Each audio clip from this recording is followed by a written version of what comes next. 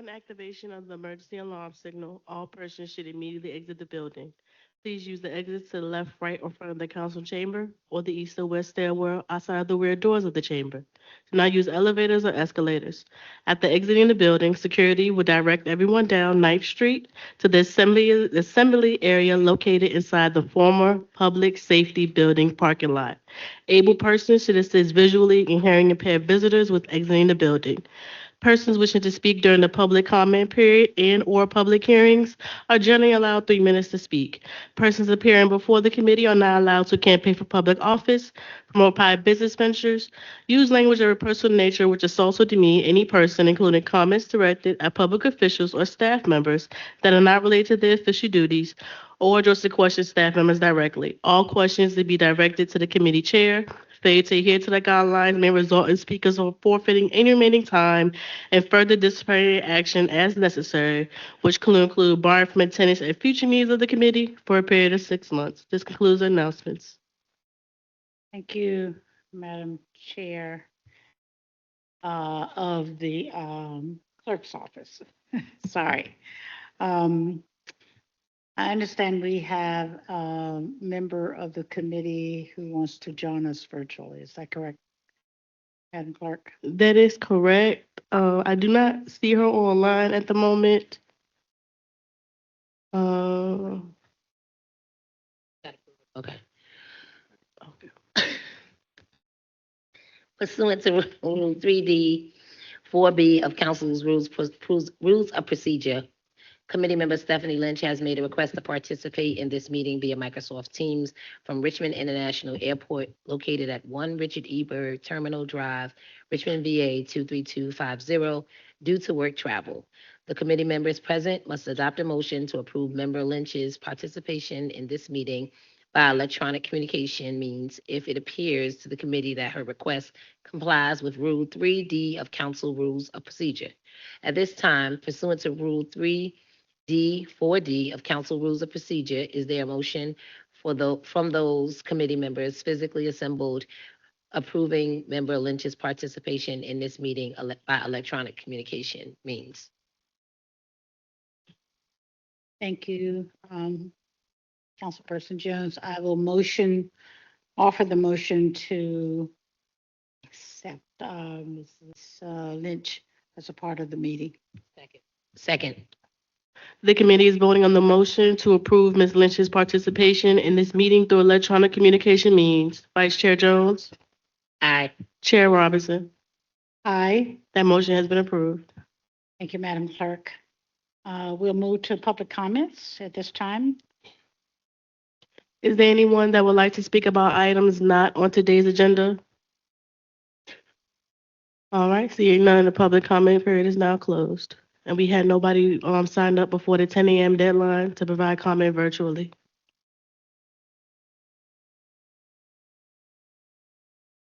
The minutes to be approved are from the November 19th, 2025, and the January 21st, 2026 Finance and Economic Development Standing Committee meeting. If there are no amendments or corrections, then those meeting minutes stand approved as presented. Those minutes have been approved. Okay, we will go through the agenda as it is presented. We have 4 items on the agenda with presentation coming after the last item on the agenda.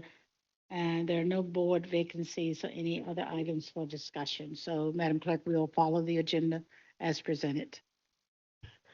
All right. Item 1, Ordinance 2026-045, to repeal city code provisions on the disposition of revenues from expired partial real estate tax exemptions and certain sales of tax delinquent properties, and to amend city code to establish provisions for the disposition of and evaluation of certain real estate tax revenues in support of the affordable housing initiatives. That paper is for the committee. Okay, Madam Clerk, also welcome, Ms. Gibson. Thank you for attending the meeting. We'll have a public hearing on this paper, Madam Clerk.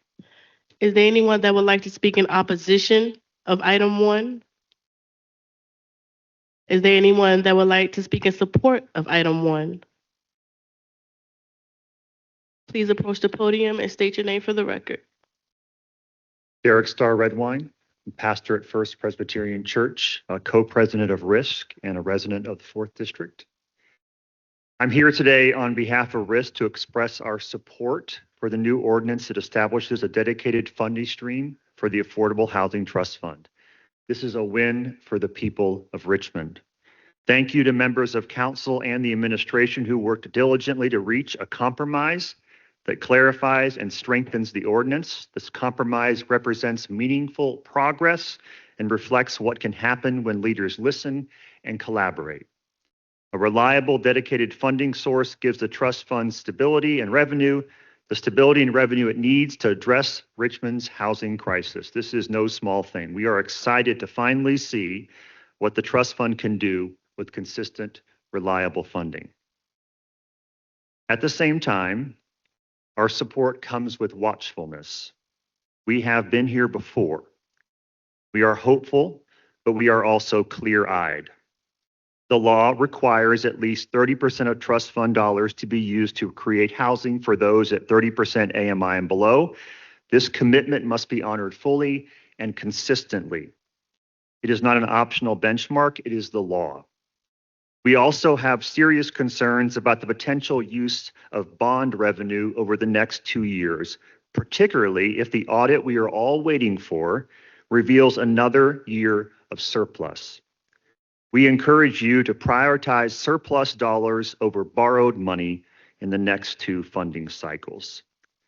As the city continues to implement a variety of strategies to address the housing crisis, we will remain vigilant to ensure this law is implemented with fidelity, transparency, and accountability. We respectfully ask that you forward this ordinance to the full council with your recommendation. Thank you for your leadership. Thank you. Appreciate it. Is there anyone else that would like to speak in support of item 1? Seeing none, the public hearing is now closed. Bring it back to the committee. Okay. Jones, do you have any comments? Questions? I don't have any questions, just saying of gratitude for everyone who participated in it, all the council colleagues who were able to put our differences aside to really see what is best needed to support the Affordable Housing Trust Fund and to really move towards the work of collaboration.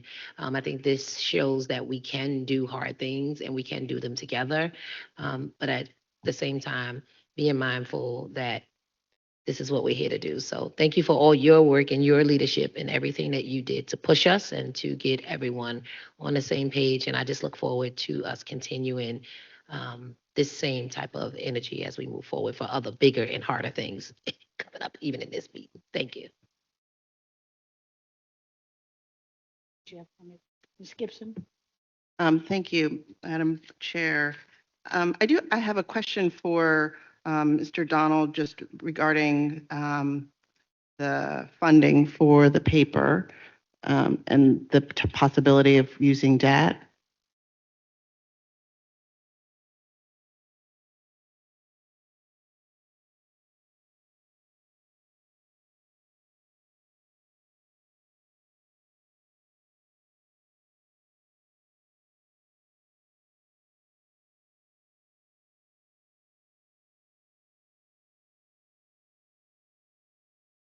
Good afternoon, Mr. Donner. Good afternoon. Before Ms. Gibson asks you any questions, let me just say I appreciate the hard work that you've done, you as well as the VULA administration in getting us to where we are.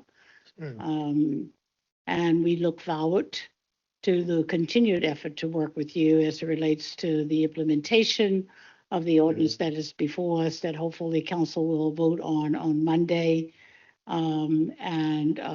We will certainly continue to look at our strategies as to how we get to the place of continue to build affordable housing in the city of Richmond. So I just want to personally thank you for the work that you have done, as well as the entire team of the VULA administration, as well as council staff. I mean, there are a lot of folk that have been involved in this process and have spent a lot of time and effort, and I appreciate the community and your engagement and involvement as well in helping us to get where we are at the present time. And we look Yes, ma'am. forward to continuing a bright future moving forward. Ms. Yeah, Gibson. excited about it for sure.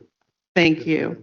ma'am. And I agree wholeheartedly with Councilmember Roberts' points on the paper, and appreciate that we came to a solution that is both reliable and simple. Yeah. I have not patroned this version of the paper, as I have obvious concerns about the funding model. I will vote in support of the paper. But I think that how we fund it matters, and it's important to ask questions, and I want to have an understanding of the likelihood of using debt. And I am particularly, I'm not sure what the word is, on alert, Mhm. cognizant Mhm. of making a decision about using debt absent having last year's ACFR in Mhm. front of us by which to make a more informed decision. Yeah. And so I wanted to ask what your thoughts are on the likelihood of using borrowed funding to fund the ordinance in the upcoming budget. And if you have any, understanding of whether the $22 million is accurate, that was originally established as the budget or as the surplus amount. Okay. And look, I mean, another paper that's in front of the body today is regarding using contingency funds Mhm. to fund a development deal. Mhm. And, it doesn't feel great, right, to be using actual dollars to fund a development deal while we're going to be taking on debt to potentially fund this affordable housing trust fund. So, any additional information that you can provide in terms of your understanding of the audit ahead of its release would be appreciated. Yeah, absolutely. So I think there are variety. So you mixed and matched a lot of different activities in your question or soliloquy there. So I want to make sure I handle them all. So the first part of it is around the use of debt. So I think long before I got here, I think even before you were on the council, the decision to potentially use debt as a way to fund this activity was decided upon. So those resources are there and those activities have taken place. And so it is, while I will tell you, and I've said before, you don't necessarily fund operations and things of that nature using debt. And our goal is not to use debt long term. You've already historically made a decision. And we've also, I've heard loud and clear from the council. I think it was my first meeting with you all. What's on the books, we want to make sure we honor, and resources that are available, we want to utilize them, especially as we move into this next year where it's going to be a little bit tighter for us financially. So I think you have 2 years left as an option to utilize debt, and I think we should use that where appropriate. But I also think in the spirit of the ordinance and the agreement that the mayor and council in their wisdom have come to, we should also make sure that we use other available dedicated sources as well that also align with our budget realities. So that's one piece. Second piece is you asked about the AFRA, and I'm super excited that we're coming to a close on that. I will tell you, because it doesn't often get said, I could not find a consistent time frame in which the city delivered this on time. So I want to be clear, this is not year one, and the first thing Mr. Donald does is show up and holds up the AFRA, for a fiscal year that I was not a part of. But what I will tell you is we've been allowed to kind of pull the curtains back and kind of see what's under our fiscal hood and how we actually deliver. And I'm confident that before, will almost so much as guarantee that before we provide you the mayor's proposed budget, the AFRA will be provided. And so it's likely slightly later, but I think you heard from the auditor as well as the independent auditor at the audit meeting why that is. And some of that is just the change in legal status and the requirement. So that's that. Will it be the 22 million? I actually don't think so. I think it'll be less. I think at that time we provided what is an estimate essentially. And I think in my 3 updates that I provided to council, in each one of them, I harped on that because you don't have a completed audit until you have a completed audit. Now, how much less? I think they've got to finish pulling the screws on it or whatnot, but I would expect it would be less than that 22 million. Thank I think I you. answered all your questions. Yeah, I appreciate that. The question regarding the planned funding method for this upcoming budget, if I'm following correctly, Yeah. is going to be a mix. Is I that? think so. Yeah, that's fair. Yeah. And we're still, look, it's the same thing as the audit. When it's done, we'll provide it to you. All plans are excellent and great until we get hit in the mouth. And we don't know all of the details and all of the ideas and what's going into the budget until it's actually delivered. And so right now the plan is a mix, and if that changes, I have no issue letting you know, but I think that's the plan, is a mix. Yeah. Thank you. Yes, ma'am. Are there any other questions of the body? Thank you, Mr. Donald. I appreciate it. I think the ordinance pretty much speaks for itself. We have built in a dedicated source of revenue that clearly identify where those funds will come. We've identified when we will identify those funds with assurance that that is the right number. We have included in the ordinance oversight, evaluation, and a timeline by which we will reassess all of what will have transpired and be able to make additional adjustments as is needed. We will be sharing this detail of this information with the Affordable Housing Trust Fund Board, and also looking at working more closely with the Affordable Housing Trust Board, as well as Mr. Donald, and looking at an implementation strategy with a program of implementation of the Affordable Housing Trust Funds, the frequency of the reporting, what information will be reported and recorded, as well as the minutes from the Affordable Housing Trust Fund, oversight of policy and programming throughout the entire process. So we will be very transparent and very open and very much available through the Affordable Housing Trust Fund Board to look at policy changes and evaluations as we go through the process.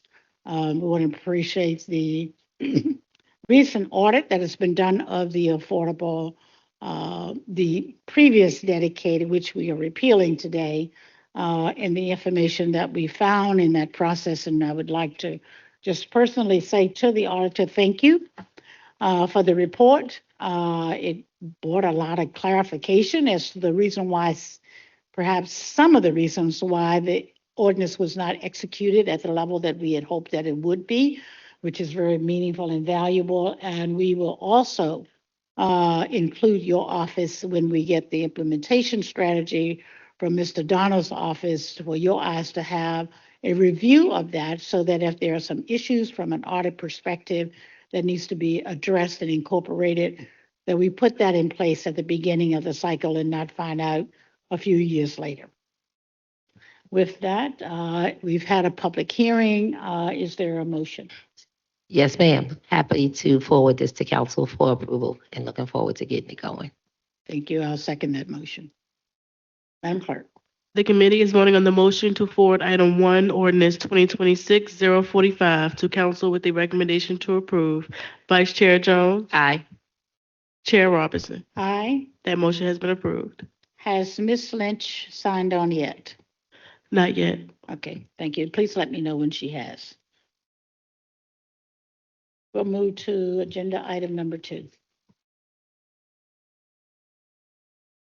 Item 2, ordinance 2026-041, to amend ordinance number 2025-057, which adopted the FY26 general fund budget by transferring $14.7 million from the contingency reserve, creating a new line item in the outside agencies and central appropriations agency titled EDA Diamond District, and appropriating the funds to support the EDA and redeveloping the Diamond District. That paper is before the committee.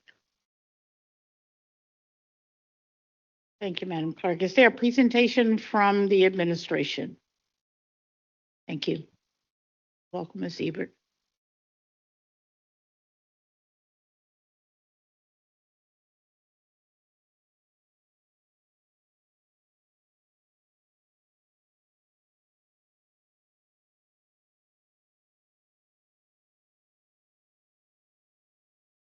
Good afternoon, Chair Robertson, Vice Chair Jones.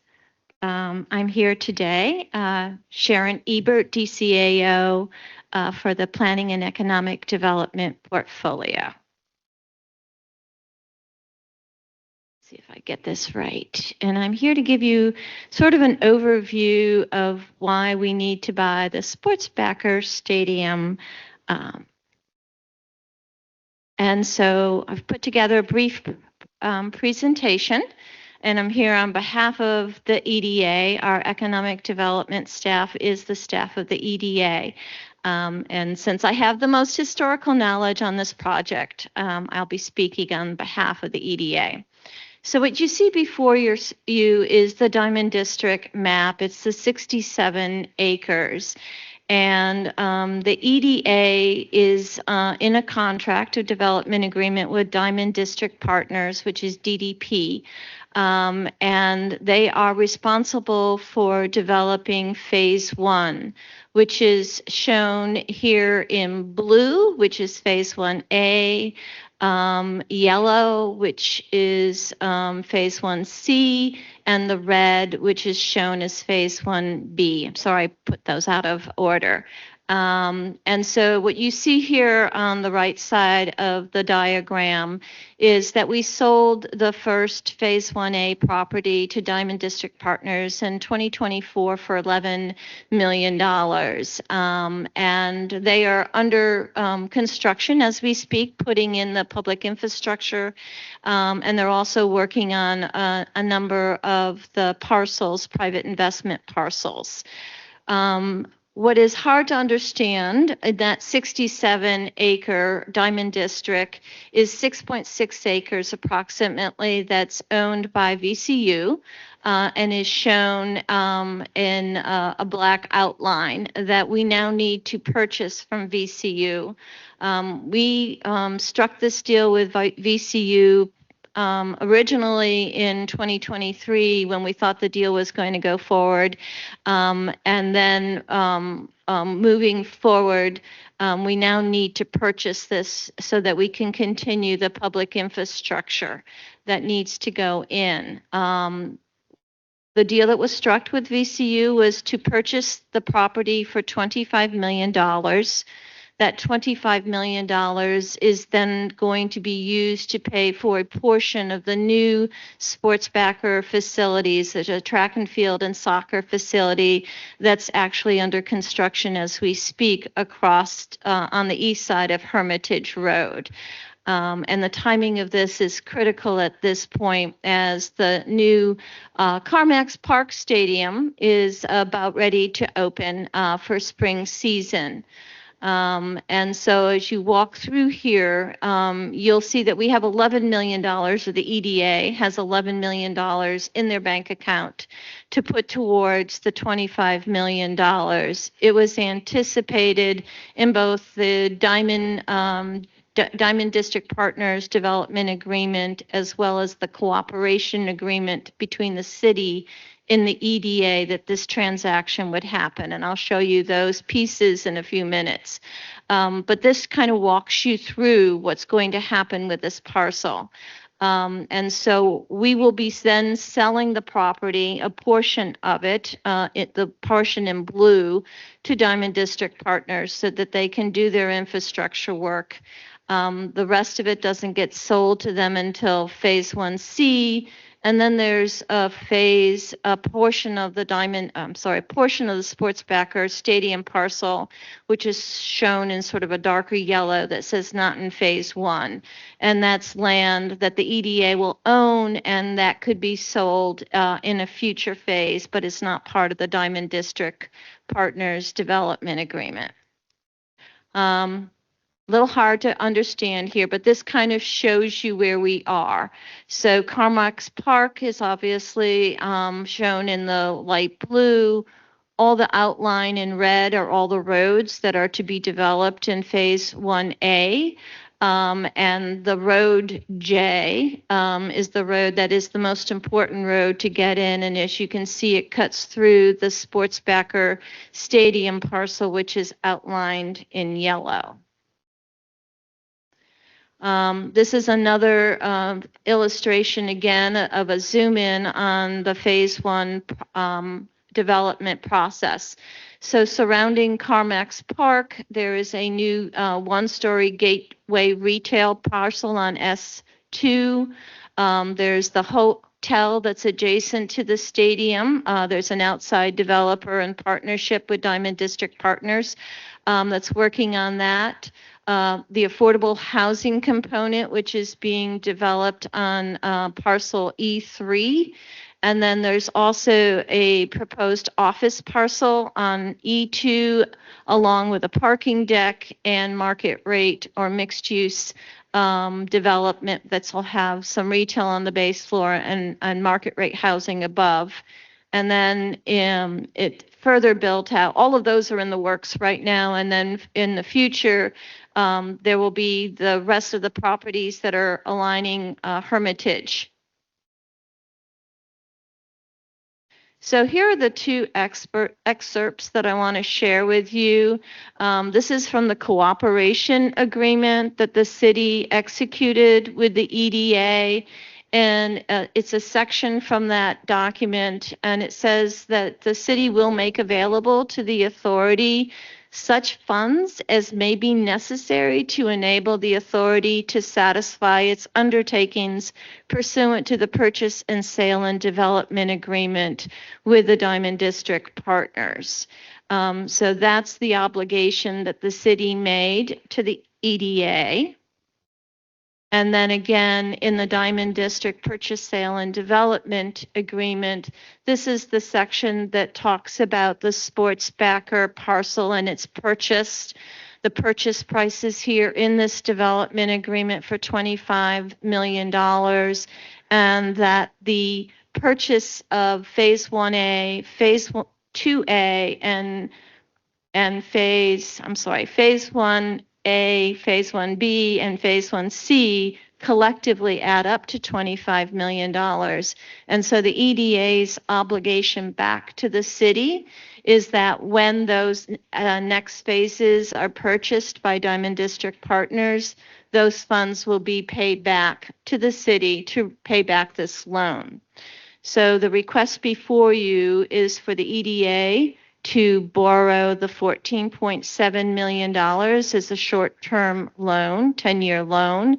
It is anticipated when the sale of 1B and 1C happens that will probably be paid back within 6 or 7 years within that 10-year period. But that's how this is structured. And I'm here to answer any other additional questions you may have. And again, some of the things that are community benefits that are part of the Diamond District Partners Agreement in the purchase and sale. Just want to make sure that you realize that all of these things are still active and are being undertaken by the developer. Okay, thank you, Ms. Ebert. Questions at this time? Councilwoman Jones, we have a public hearing on the page.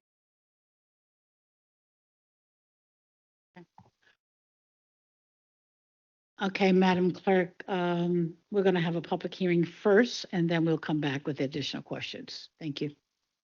Is there anyone that would like to speak in opposition of item 2? Is there anyone that would like to speak in support of item 2? Seeing none, the public hearing is now closed. Bring it back to the committee. Thank you, Madam Clerk. Is there a motion?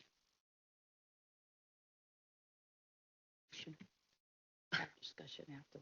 Okay. Motion to forward to council for approval.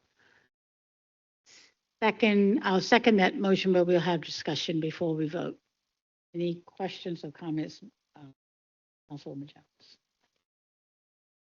Okay. All right. I've had lots, Ms. Gibson, you have questions? Yes, You want me to answer? please. Okay, great.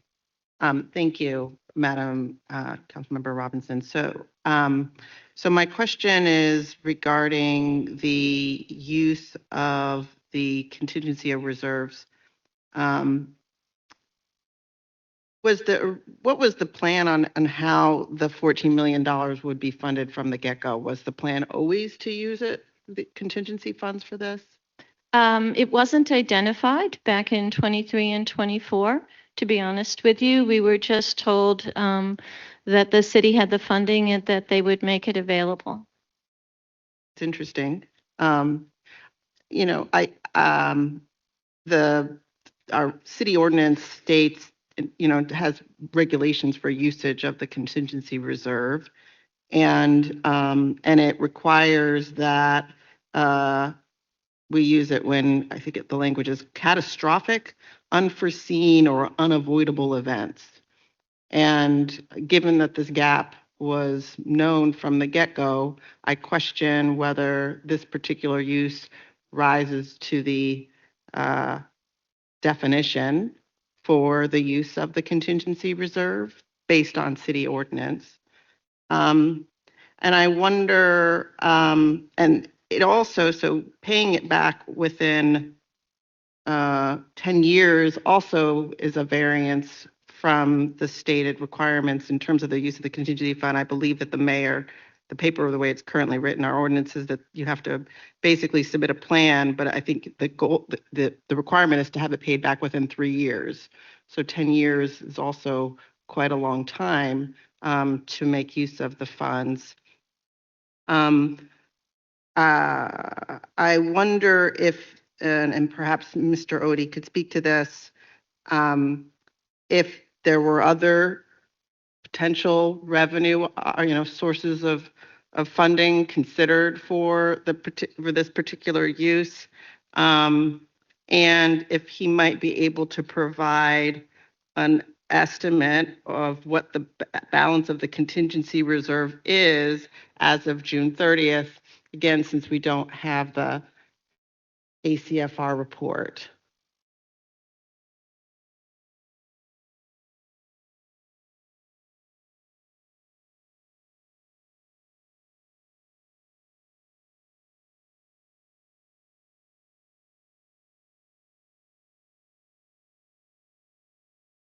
Alrighty.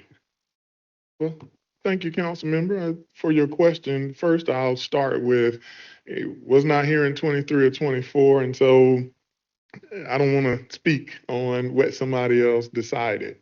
I do know that upon arriving and learning more about the commitments that we've made, this falls in line with something that is for the benefit of public good and a commitment to economic development that's been made in the past. And so you're right. We looked at a variety of different opportunities on how to fund this project, and there wasn't one contemplated, and there's not a clear and available one. And while I did hear you quote the legislation, I think we're also talking about the spirit and the intent. And the piece is one-time uses is how you use your fund balance. And the impact of not using it is that catastrophic and all of the other descriptions. I would actually say, while I would have much rather in 2023 or whenever these decisions were made, a funding source had been identified and attached, it was not. And now you are on the crux of having, I guess, an agreement, a deal, or not being able to keep your commitments, and not doing so would have certain negative impacts that do rise to the level of appropriately using this funding source.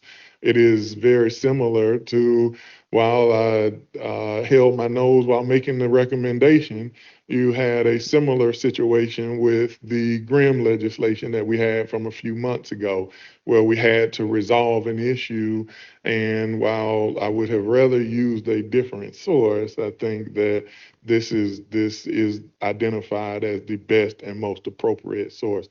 I also think, as you'll see in the finance presentation that I'll bring to you a little later, certain prudent decisions like this, especially this one, which will ultimately be an interest bearing loan that we'll be providing, actually assist in some of our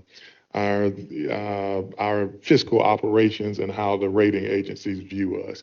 But with that, I'll let our super subject matter experts kind of get into the details. Chair Robertson, Councilmember Gibson. I'll address specifically some of the questions that you brought up. So if you recall, a couple of years ago, this is a very similar continuation of the conversation and discussion of financing the Diamond District Stadium. The EDA on its own has really no credit ability to borrow without the city's involvement. So if you recall back in that time, the city stepped in to borrow on behalf of the EDA to build the stadium. So if we knew then what we know now, we likely would have added this additional amount to that bonding, to that borrowing, in order to facilitate this transaction. Since we didn't know it at that time, since we didn't plan for it, we're at a point where the amount that the EDA needs to complete this transaction is too small to go to the debt market. So we would have had to incur additional legal and administrative costs to do that.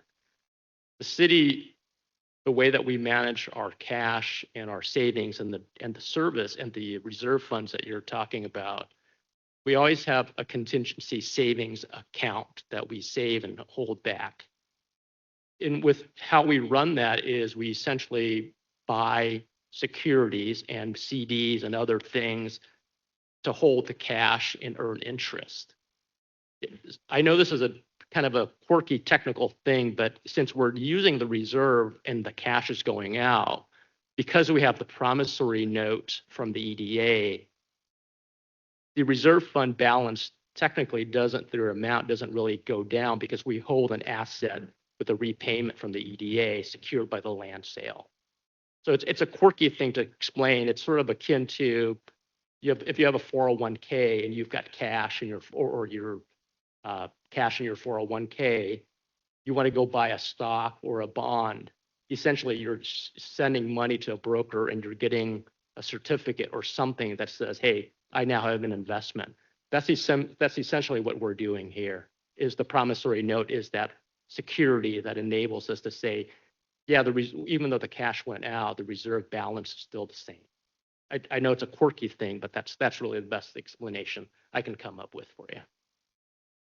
Thank you. Can you expand a bit on what you were saying, what we didn't know at the time? Like, what was so at the time we didn't, I thought we knew that there was going to be this $14 million hole, but it seemed like what you just said suggested otherwise. I just wanted to be clear on the circumstances by which the original debt did not include that $14 million. Sharon, I don't know if you, at that time, I don't know if we fully had baked that all in. I think I'm better to answer that. So at the time we were negotiating with VCU, they were not ready yet to come to the table, and they insisted that we had a final lease agreement with them to lease them the use of the Carmax Park Stadium for college baseball. And at the same time, they also wanted this document to the purchase and sale agreement of the sports back. And they kind of held them together.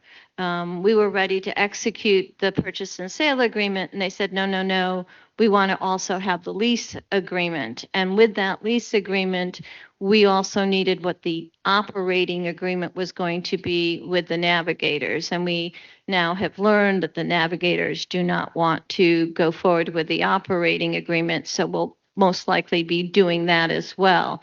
but we were not at a stage to be able to borrow that money and then not know how long we had to hold on to it, basically. Thank you. And so the final part of my question, I'm not certain who the appropriate person is to answer it. I'm supposing it may not be you, but, you know, is regarding the contingency reserve balance as of the end of last fiscal. Not me. Not it.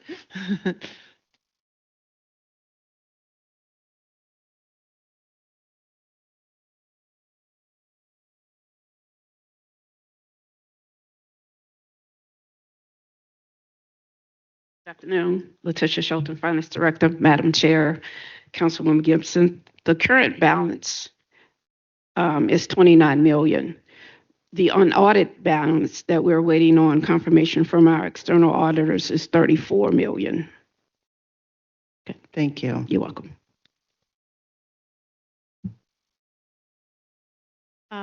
With that, Madam Clerk, we have a motion and a second to move this paper forward to the full city council with the recommendation for approval. Would you call for the vote?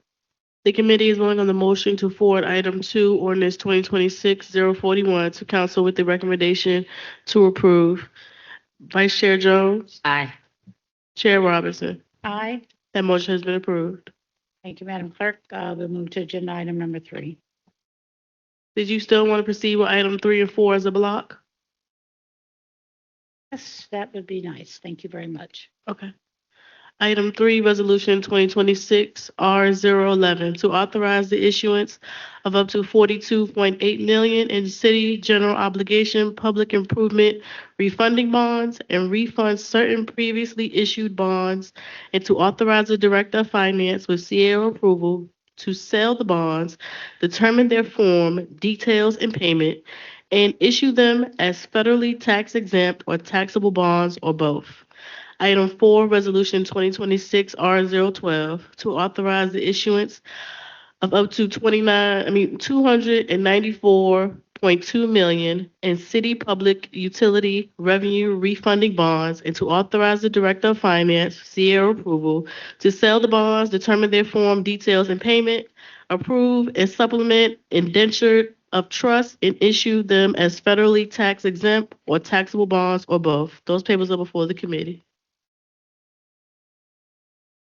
Thank you, Madam Clerk. Is there a presentation on these two papers? And then we'll follow with the public hearing, Madam Clerk.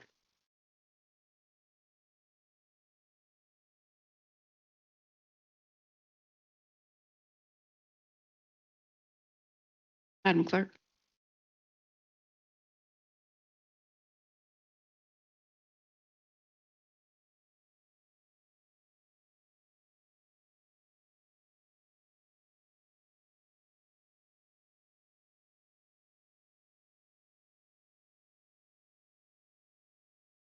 Good afternoon again, Madam Chair, committee members. Letitia Shelton, Director of Finance. This afternoon, we're going to have a brief presentation on the general fund capital funding approach and the bond funding process. And to lead that discussion is David Rose of Davenport Consultant. Thank you. Thank you, Chair Robertson and Vice Chair Jones and members of the committee. Again, I appreciate the opportunity to be here. David Rose from Davenport. We are your financial advisor. I will be about 10 minutes, but again, anything you need, if we can try to answer those questions, we will. If not, promise to get back as soon as quickly as possible. So a couple of the goals and objectives today. We'd like to frame the importance of what we call your credit ratings. You've done an excellent job over the years, but they are very, very important. They are critical, especially at this time of year, as they help us to bring down the pressure on the general fund and the overall tax structure of the city. I'd like to outline the city's debt management policies. You have adhered to self-imposed debt management policies. It's one of the reasons why the city is so highly rated. I'd I'd like to touch on the way in which you have gone about funding and the commitments for your multi-year capital improvement program. And again, today we're going to focus primarily on the general fund. You also, as you know, have an enterprise fund, which comes from user fees, which is the utilities. The next thing we'd like to talk about a little bit here is a timetable. And then lastly, this is almost exclusively informational with one caveat, and that is this request, if you would, through this hearing to approve the refunding resolutions. They are solely to save taxpayers money in terms of debt service, not to extend any debt at all. That said, let's see, next page. Here. Let's see, it's not. May I ask you if you don't mind, clerk? What's that? Okay, there we go. Okay, so your current general obligation ratings, again, they're the highest they've been in 40 years.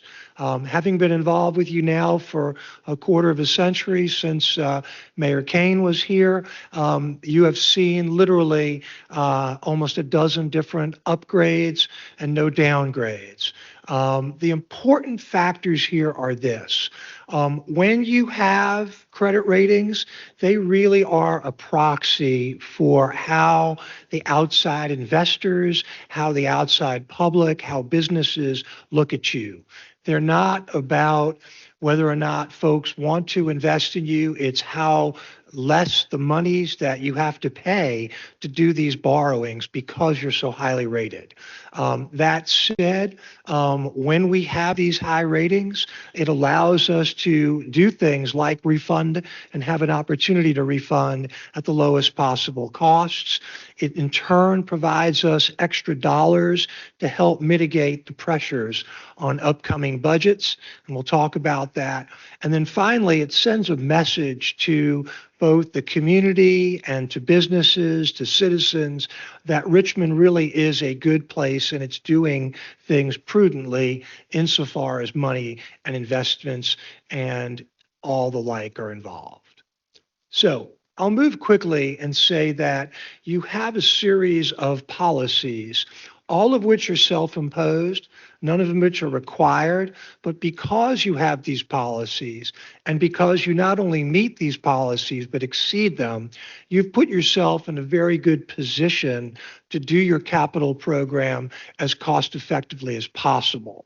You've got 3 policies. I'll go over those, but again, the upshot here is that we regularly review them every 5 or so years. In this instance, we've looked at them over the last several years, and we will continue to look at them. But suffice it to say, we're in good shape. So with all of that said, I just want to give you a little bit of perspective that these are all, though, following what we call best practices industry-wide. So the first policy here is what I'd like to call your credit card. If you think about it, you have a policy that says annually no more than 10 cents or 10% of your general fund dollars will go towards debt service. Well, right now, you're at about a little over 6%.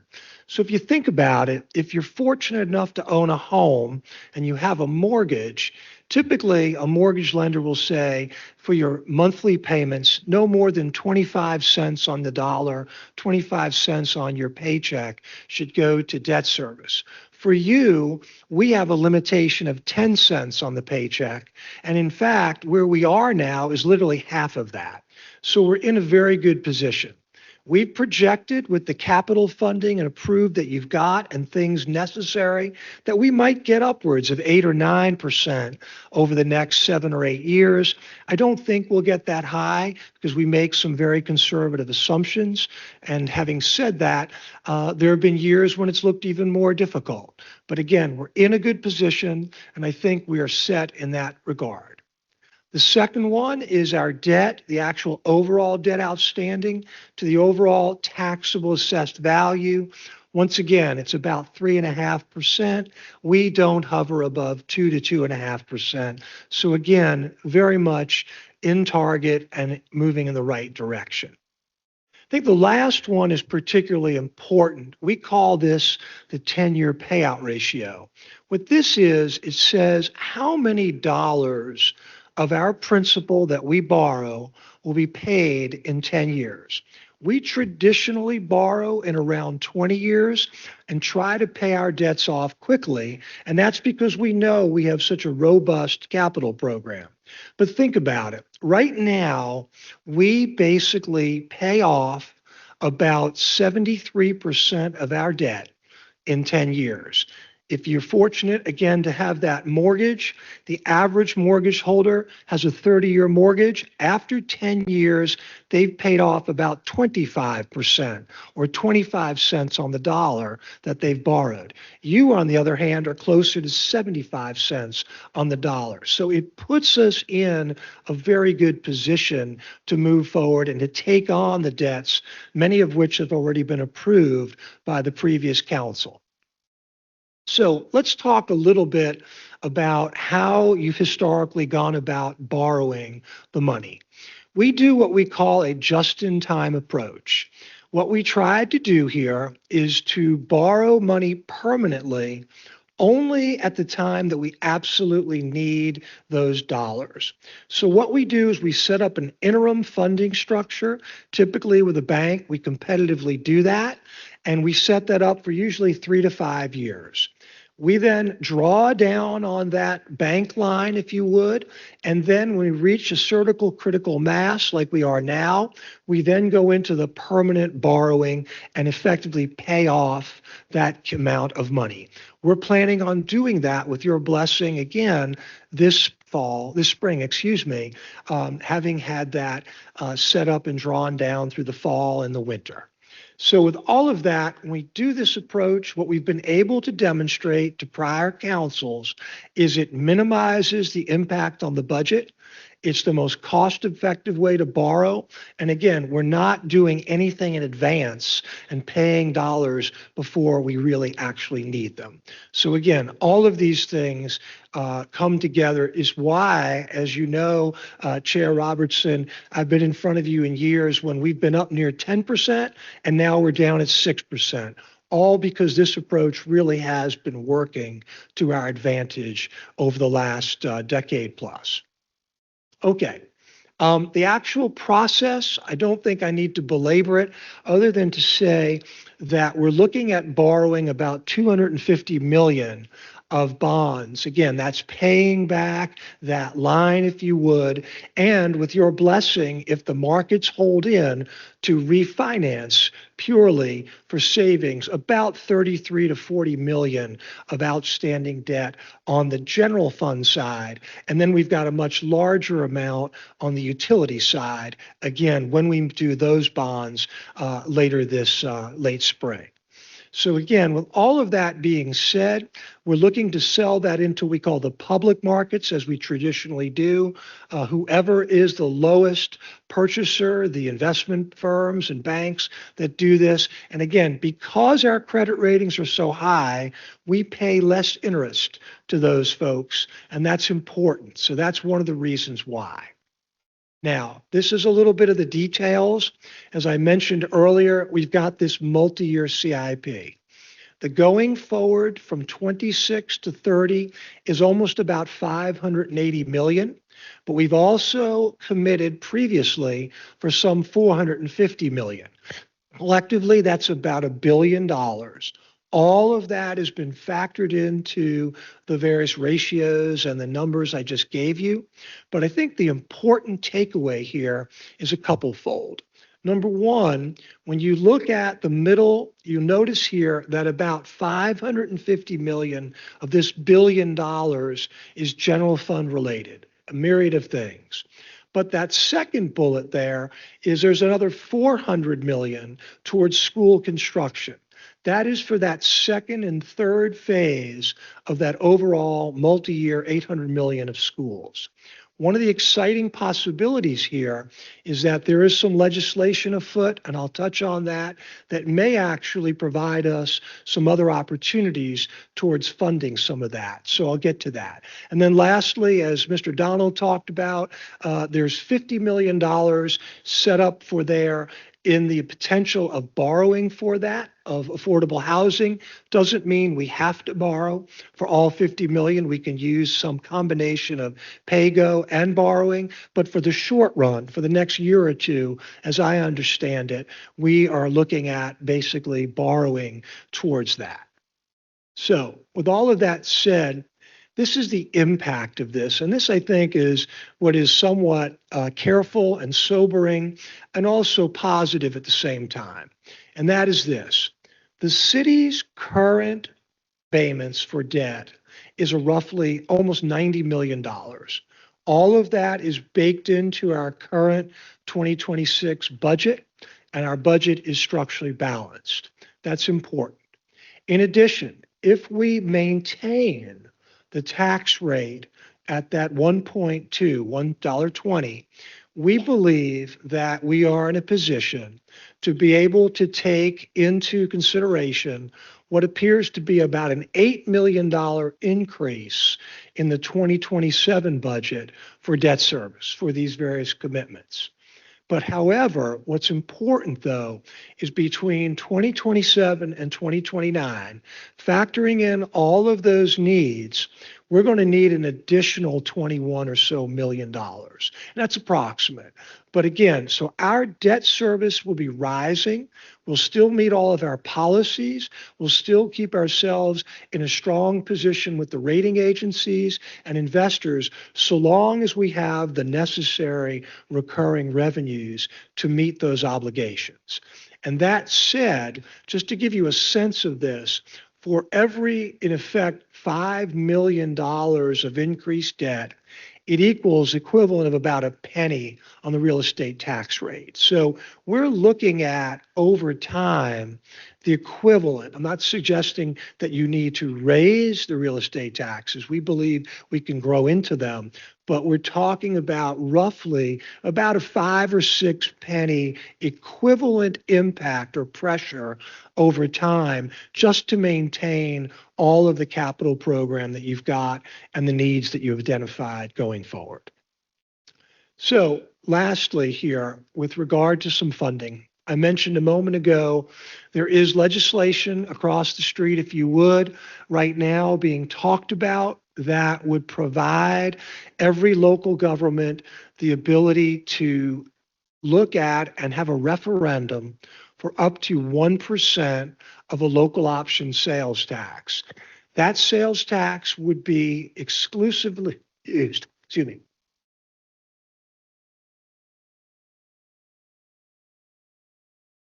Thank you. That 1% sales tax monies for you would be roughly about $45 million a year.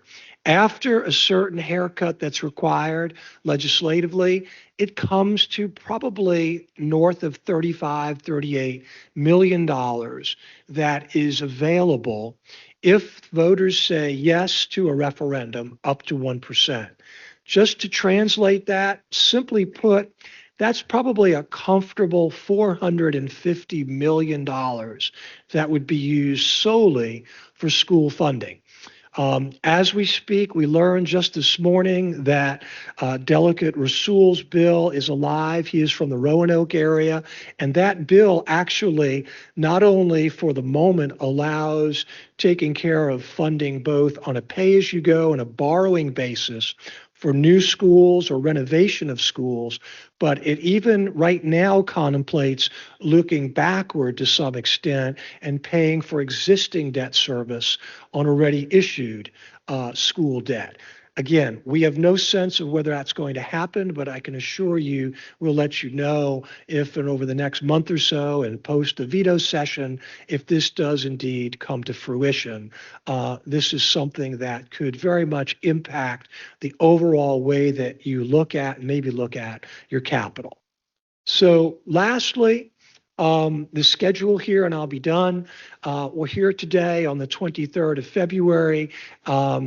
Asking City Council next week to do that on the 23rd, to adopt the resolution. Hopefully this committee will be able to do that for the 23rd and make that recommendation. We will have rating agency meetings as we typically do in mid-March. I'm pleased to say all three of those national rating agencies are coming to Richmond, and they will be given a tour. Not only will they be visiting the city itself, but they'll also be looking at our utilities and all the improvements that have been made since last January 6th. And that's important to underscore. They're going to take comfort in that. We expect to get ratings then by the end of March or early April and sell these bonds in the early April. And as I said, with your blessing, hopefully if the markets hold in there, because rates are very favorable, we look forward to refinancing some of the general obligation funds. And then later in the spring, if things continue to hold, when we move forward with the utility bonds, also refunding some of that as well. So with that said, Chair Robertson and Vice Chair Jones, I'm happy to answer any questions. I appreciate it. Okay, thank you for the presentation. We're going to do the public hearing first, and then we'll come back for discussion and questions.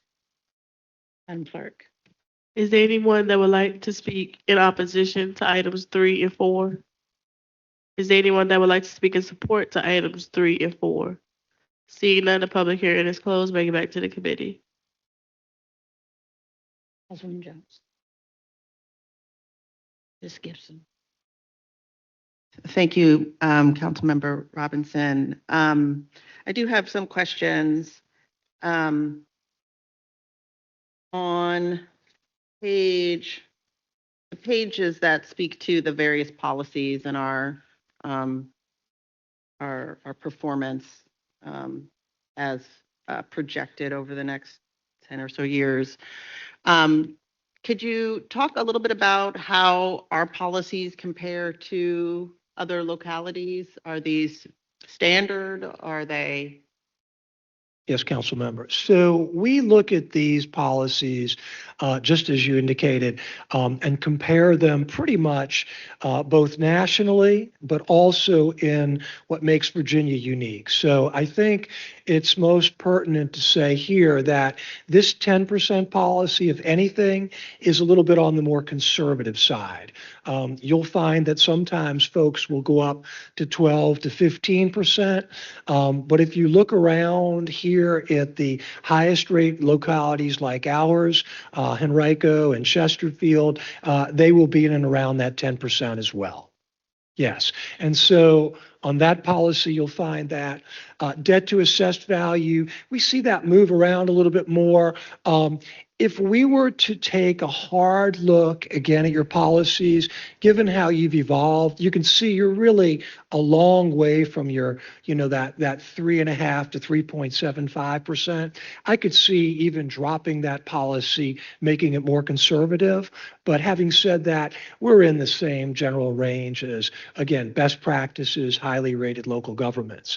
I think the last one, as I pointed out a moment ago, that 10-year payout ratio, what we try to see here in Virginia, given the unique structure that we have versus most other states, because as you know, we're responsible for schools.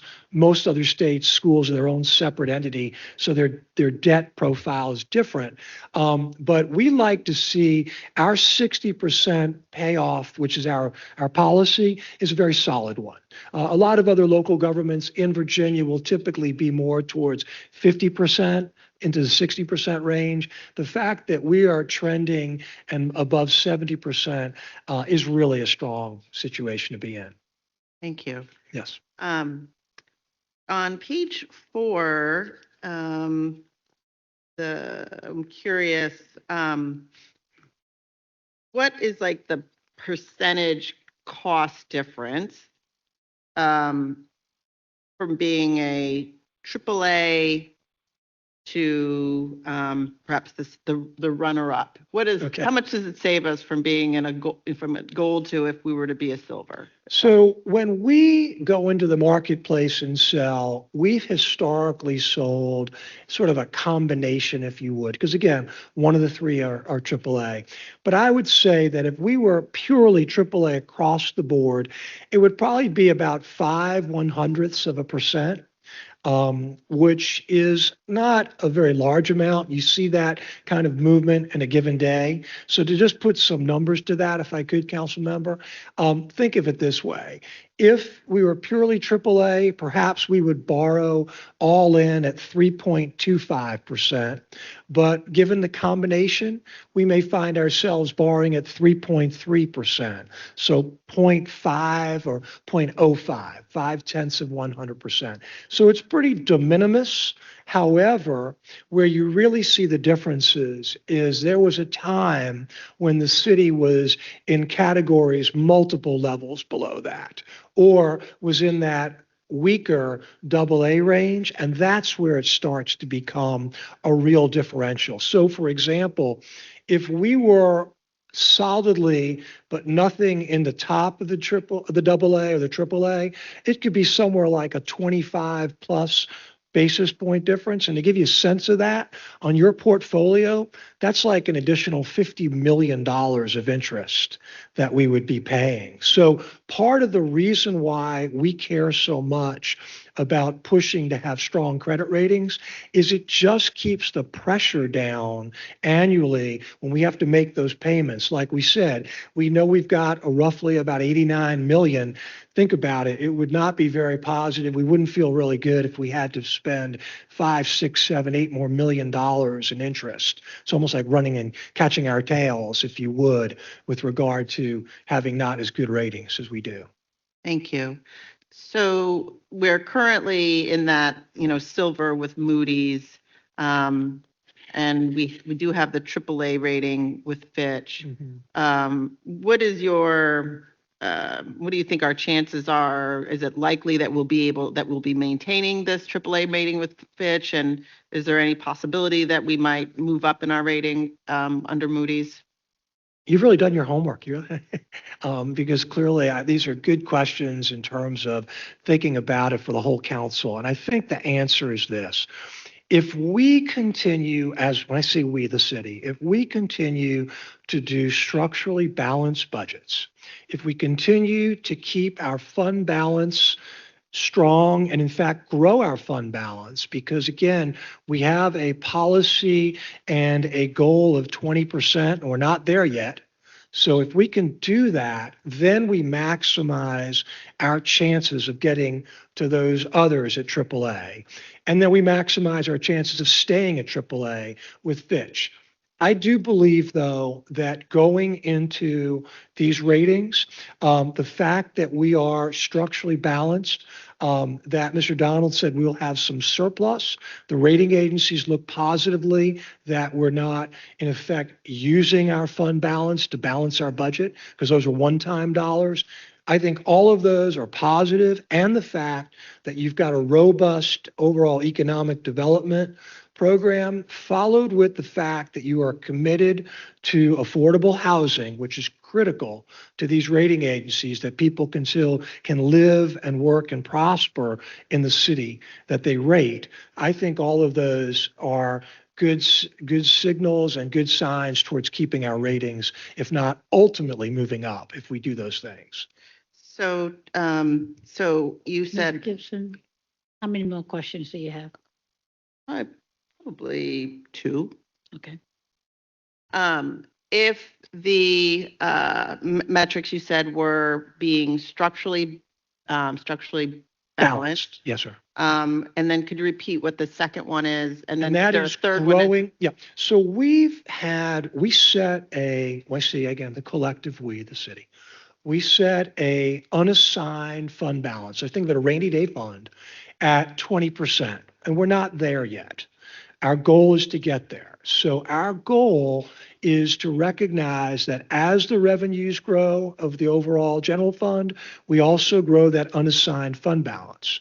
By doing that, we do several things. Number one, that unassigned fund balance is earning an interest that actually goes back into the general fund and helps keep pressure down on our tax rate. So it's important. I want the citizens to understand that, in fact, the interest rates we're able to earn on those monies is higher than the borrowing rate that we're looking at for the debt. So it actually makes really good sense to make sure that if we've got generational projects and our money that's sitting there is earning more money than the borrowing that we can do on a fixed rate basis, that's really the strongest way to do it.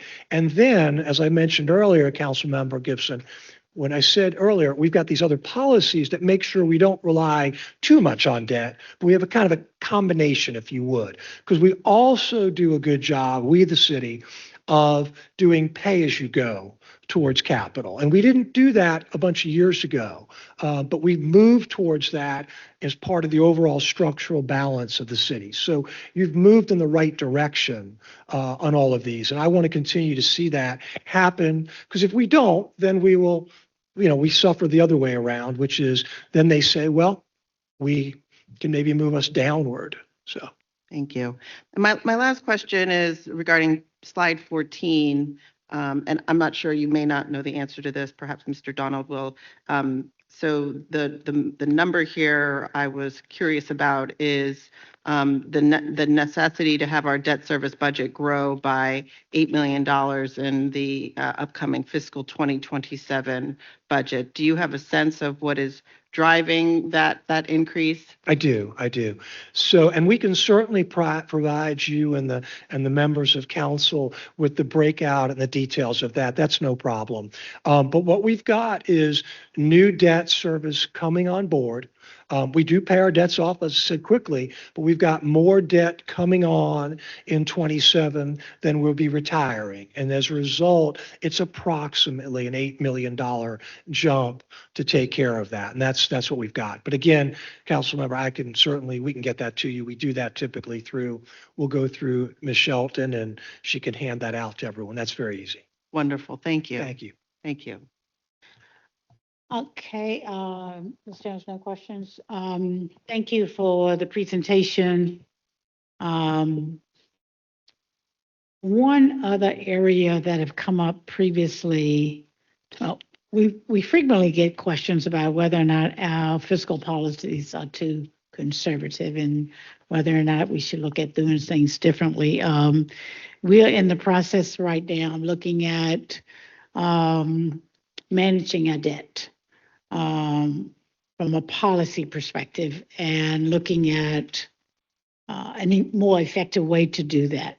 Haven't come to any sound policy recommendations as it relates to that, but our staff is working with the administration and Mr. Donald and the finance department to just explore the options that are available to us.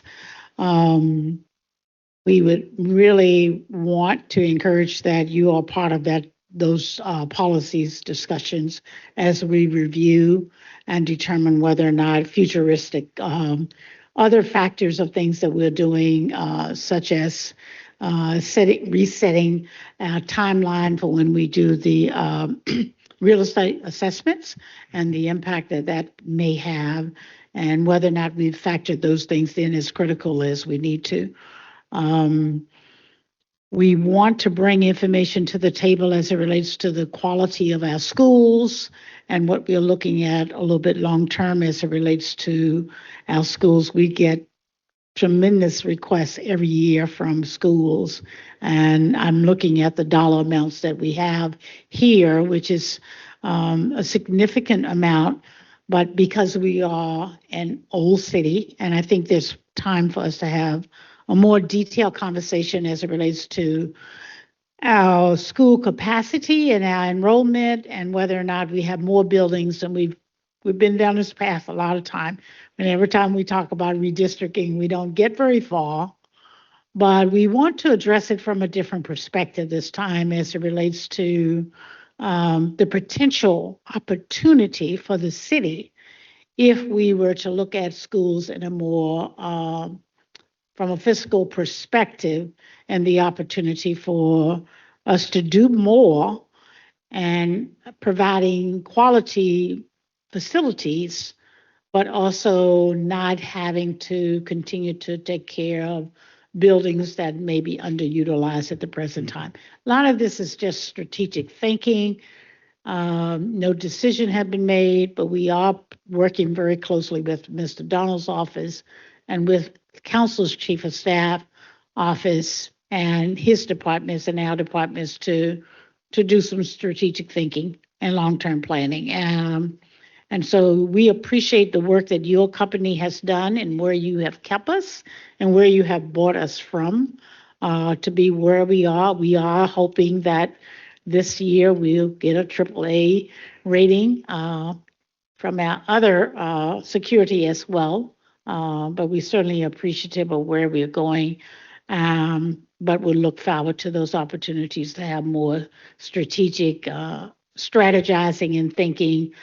And I think that's what's beneficial to the company, to the city council, not so much whether or not we agree as to the conservatism or not, but knowing that we are strategically thinking and looking at strategies and options is what we want to work more closely with you. One thing that has been mentioned frequently is the level of poverty in the city and how much that has a weight. I appreciate you bringing up the affordable housing.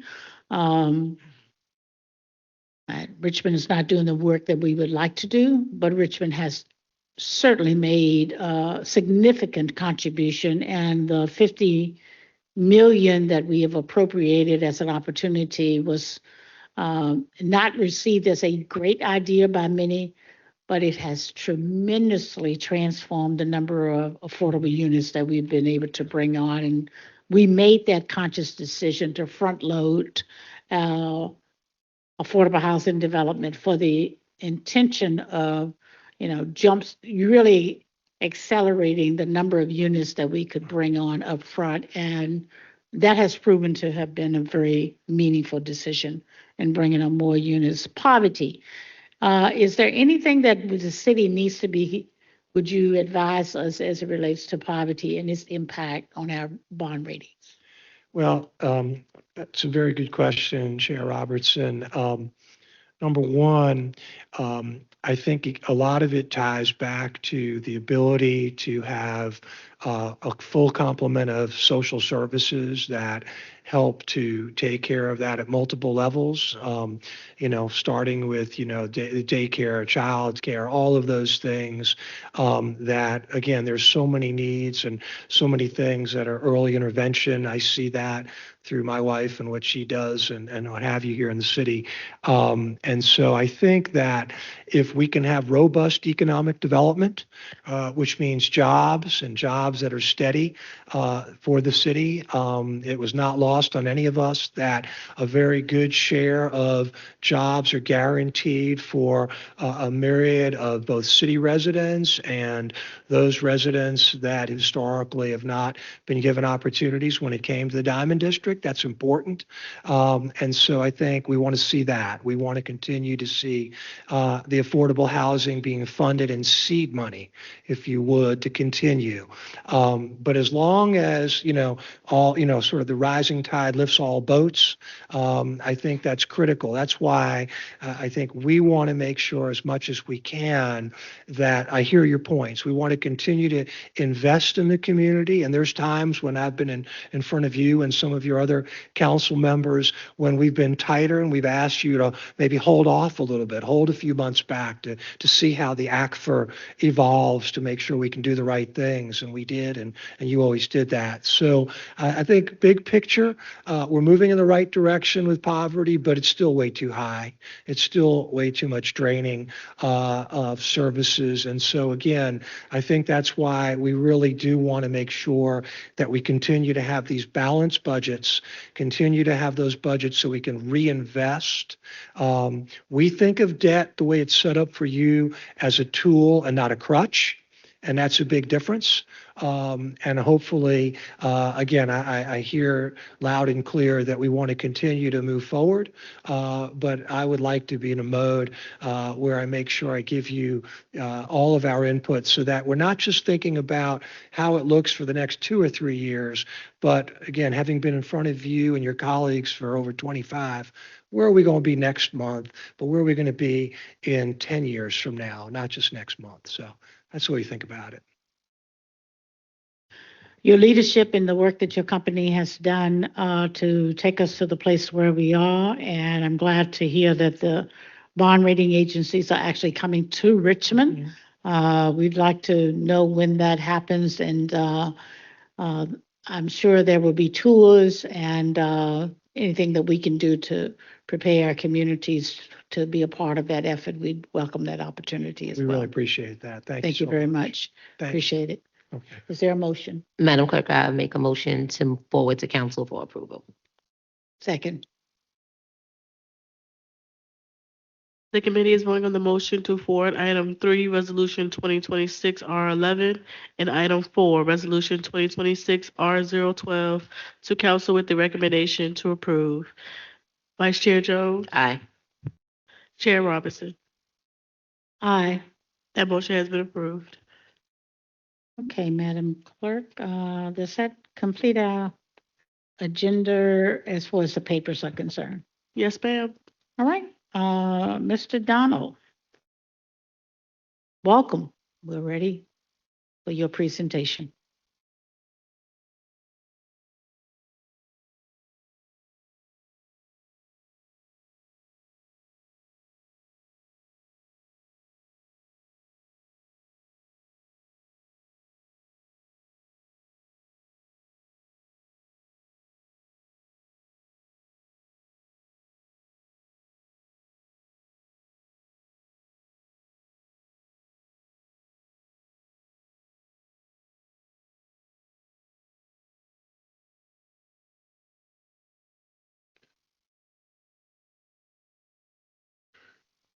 Good afternoon, council.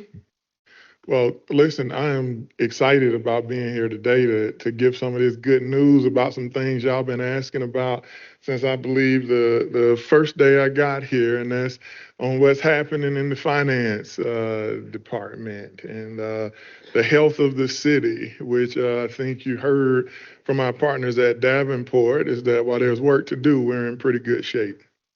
And so wanted to just give a brief update as we move into a new year and talk about the fiscal health of the city and some of the activities that we have put in place to really move forward our fiscal operation. So, today, again, giving you that update, giving you a current state of affairs, as well as a look at the priorities of the administration and really fulfilling the promise that exists in the department.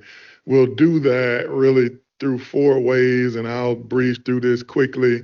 But one, we'll do just a look back, what we inherited, where we were, what activities have already occurred, as well as what our present focus is today. Now that I think I'm at about 6 months and a little bit more, so I know where the restrooms are, I know how to get in and out the building, got a solid team, and so that's enough to get us started with making sure we recommend the appropriate policy adjustments and enhance workforce capacity. And then a look ahead and talking about things, Counselor, Madam Chairwoman, I know you're very familiar with, budget reporting and making sure that we connect not only to your committee, but the council as a whole on where we are and where we're going, and then insights into the fiscal health of the city. Again, I think you heard from Davenport, we're pushing to improve on our surplus activities, where sometimes I know we talk about that as if it's a negative, but that helps us grow our coffers and be prepared for those new economic development realities and the growth that we are all hoping happens positively within our city. And then those policy decisions that get us there. And in conclusion, just making sure that the vision and the plight of the city, the future of the city, remains as bright tomorrow as it is today.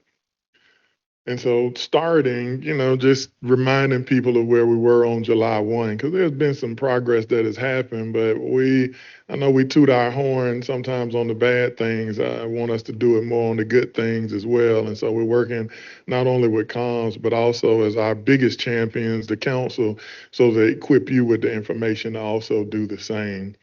I think initially, I just tell you my view from starting, I believe, on the 9th of July.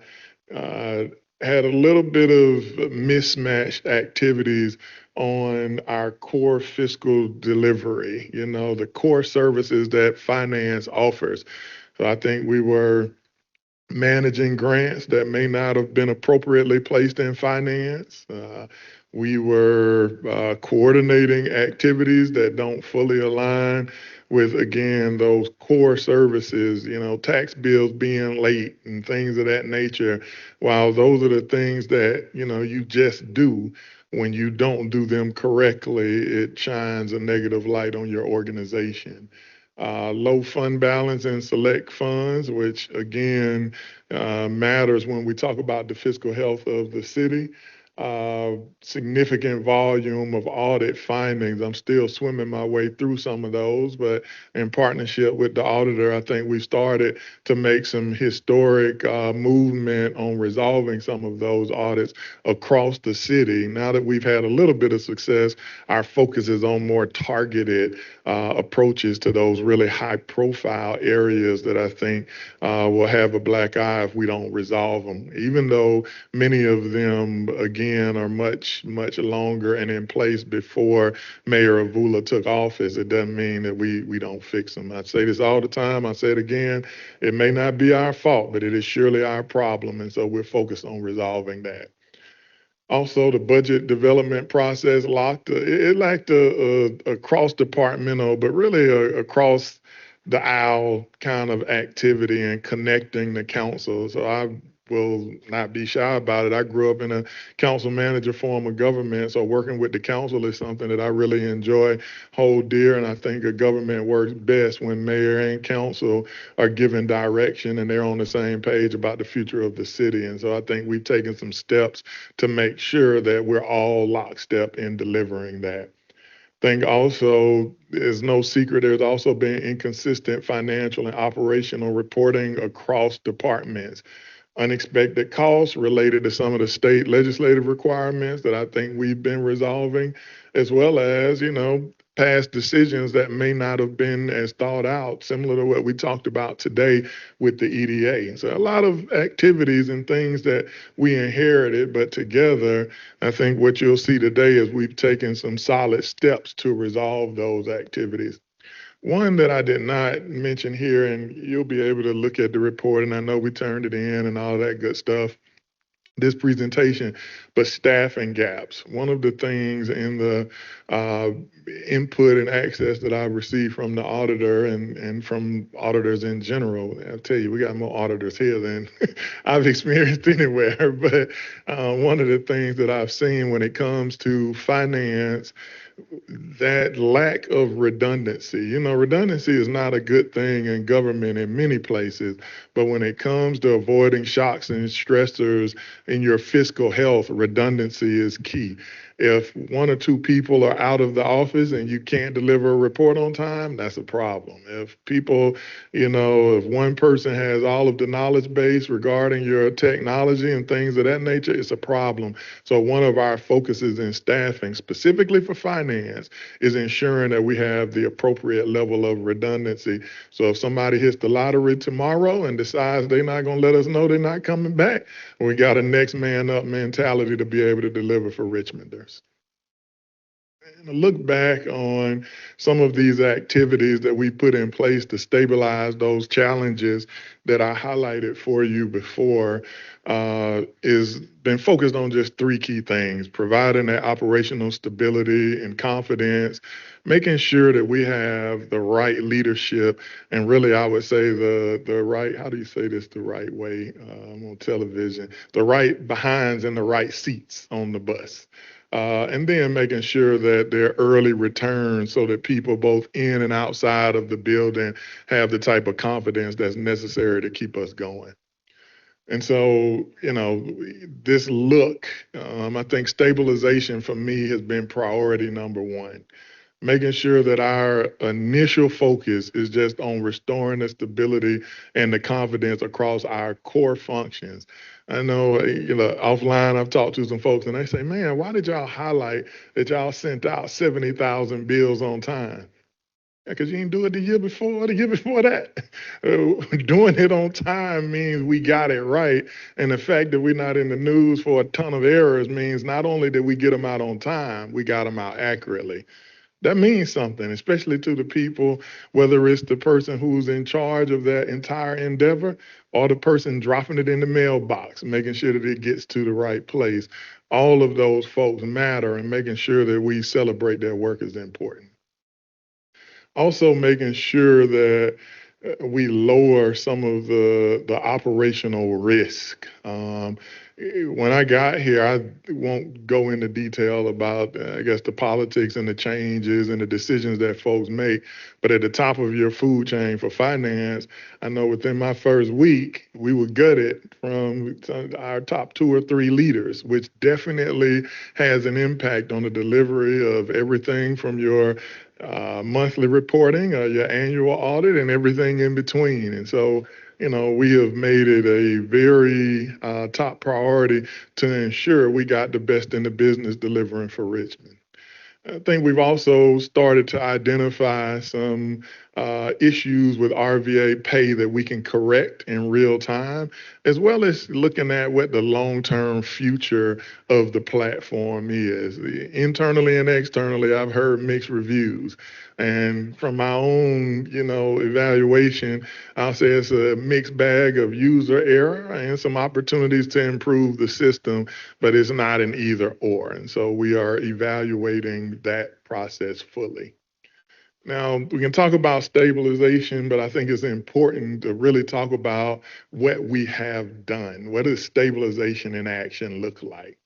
So I think for us, one, we've talked about it, and I'm going to put the flag in the ground on this win because I know it's one of the most important things.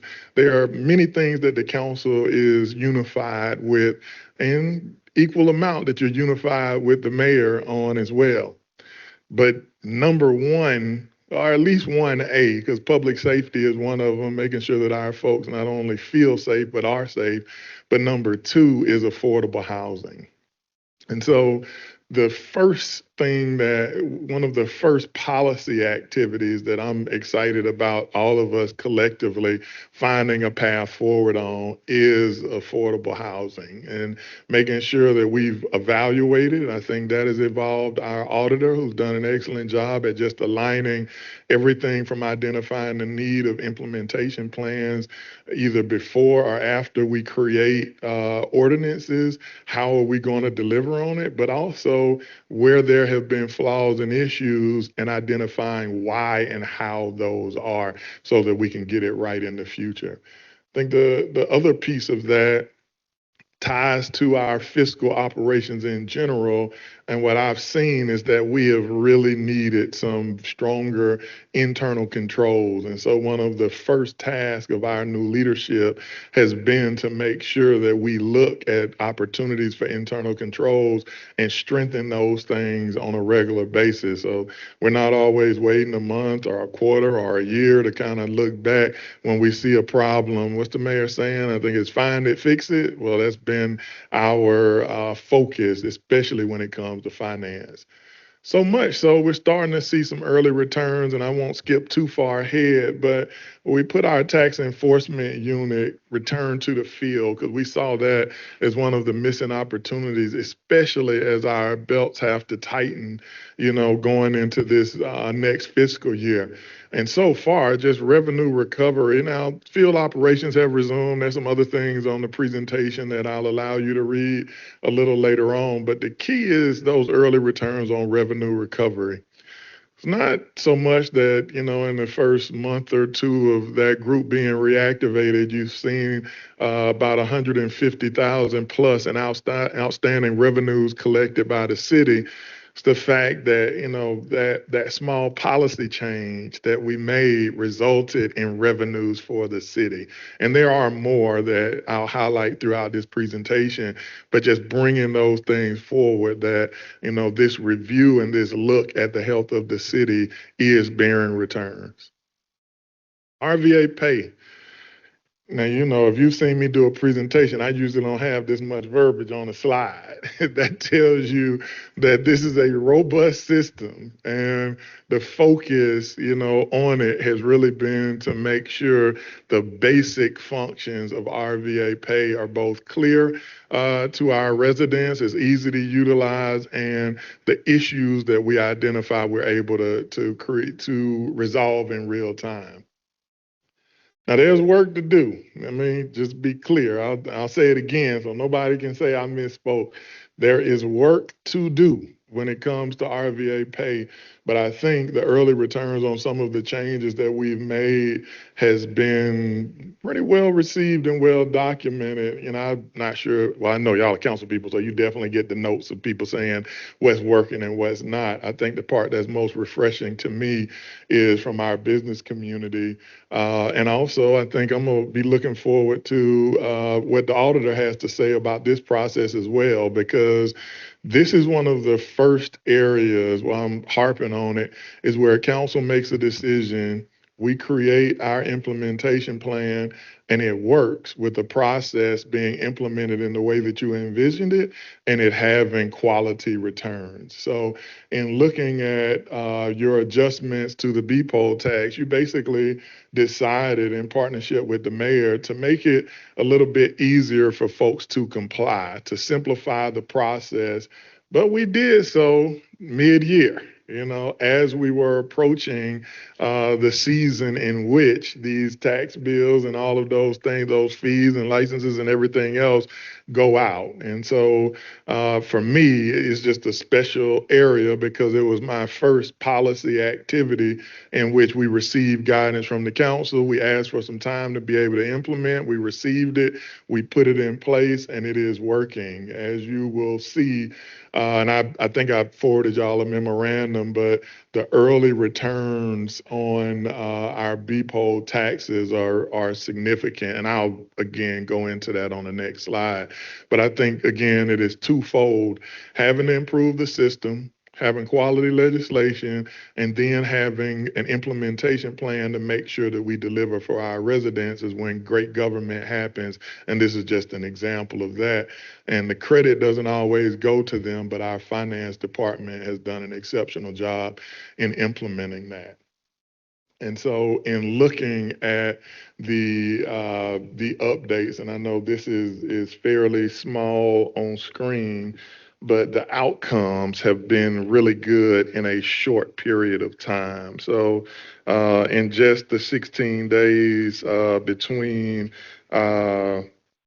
the launch of the dashboard, because this is time limited, just the outcomes have been fairly impressive. Now, we'll continue to monitor it, but I believe when good things happen like this, we want to highlight those. I think we sent out some information about how many folks we had comply within the first 3 weeks, and it was well over 2,000. Again, that's just a very impressive activity when, if you look at the year before numbers, I'm not sure we reached those in the full year. So without delinquency. So the results speak for themselves.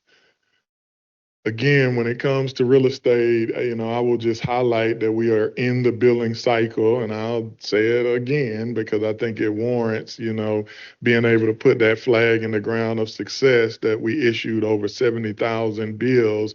And when you look at the first set of bills, we are collecting at a 96% rate.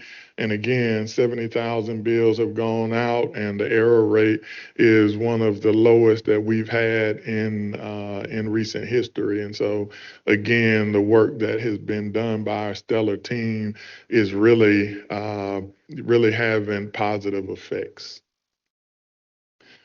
When looking at our early returns, again, and we haven't done this formally, and I think we should, but I'll take a liberty to just highlight one of the key things in stabilizing and having some improvements is developing a good team. And, not only the folks that were already here doing yeoman's work, but also folks who step in at a time of crisis or uncertainty to deliver. And so I would give extraordinary credit to not only Ms. Jackson, our new DCAO, who I know you've met and we've had one-on-ones and all of those things, but in 2 different jurisdictions before this has helped to improve their credit and bond rating. Well, I'll say 3 because while I wasn't there in Chattanooga, they did the same thing.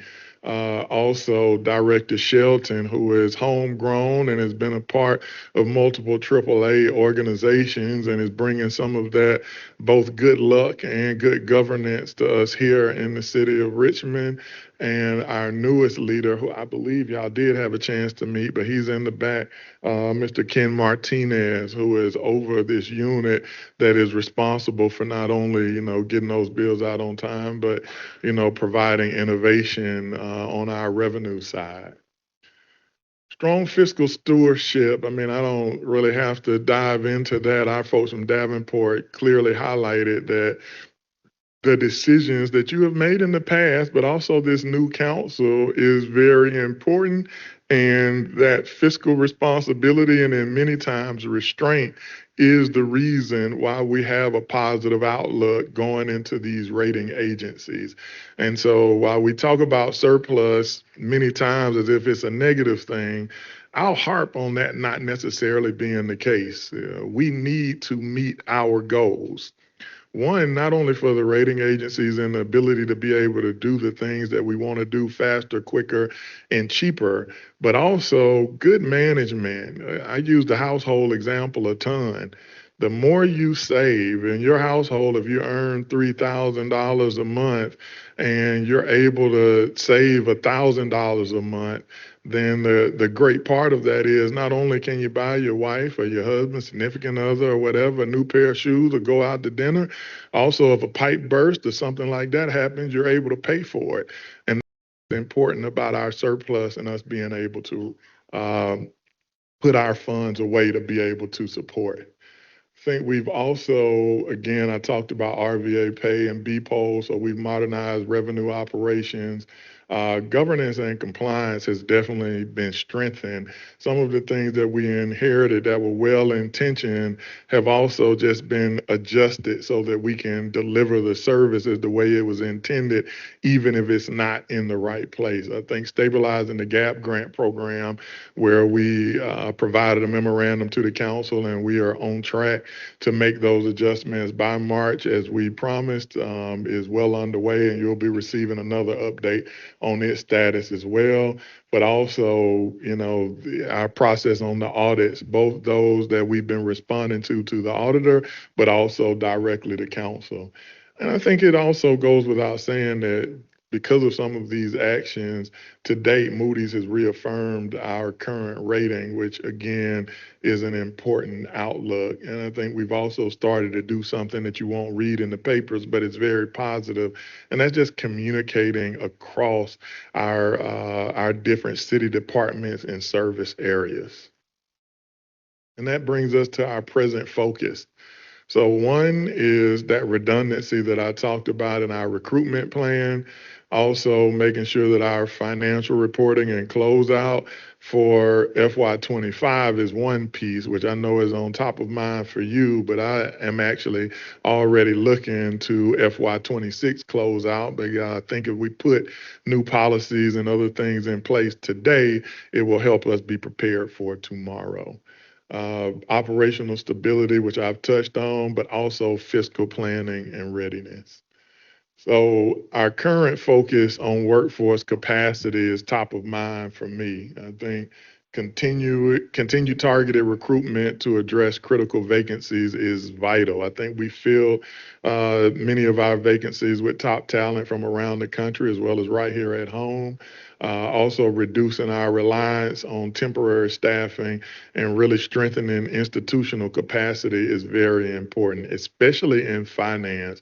You've had a relationship with Davenport for, I think, over 2 decades. That's important when you're talking about your planning and your activities. Internally, I think it's just as important that we are able to do the same things. And then prioritizing revenue and critical customer-facing activities activities is important and something that we're working on and having some early successes, and then supporting retention through competitive pay and flexible work environments as well.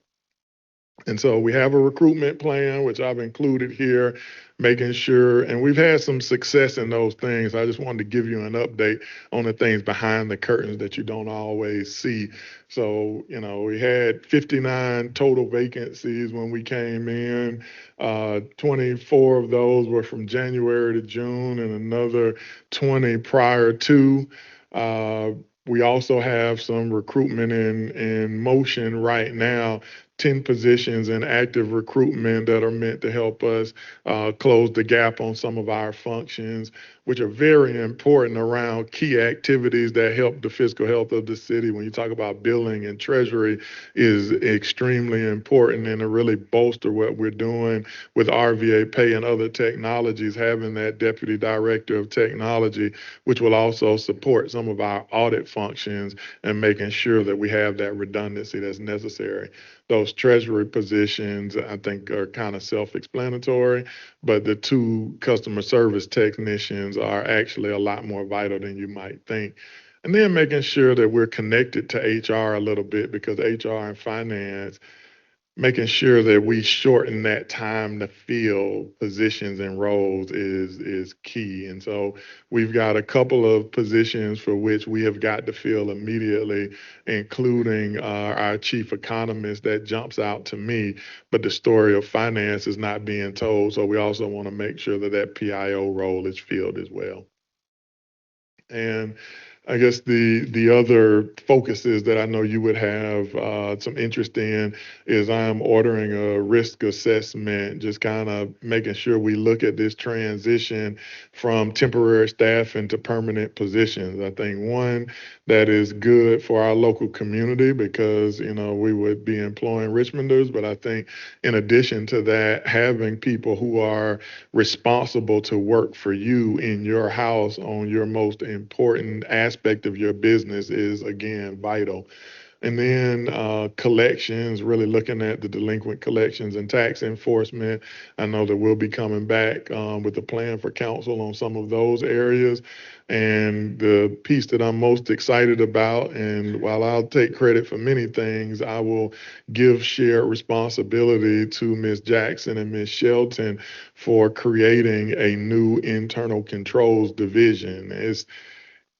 Hey man, we got too many audit findings. I'm tired of that. And I'll just tell you, our way to be able to really correct those things and ensure we operate like a world-class government is making sure that we provide the level of support that is necessary to those things that are important. And so with that being the case, that is a big part of our process.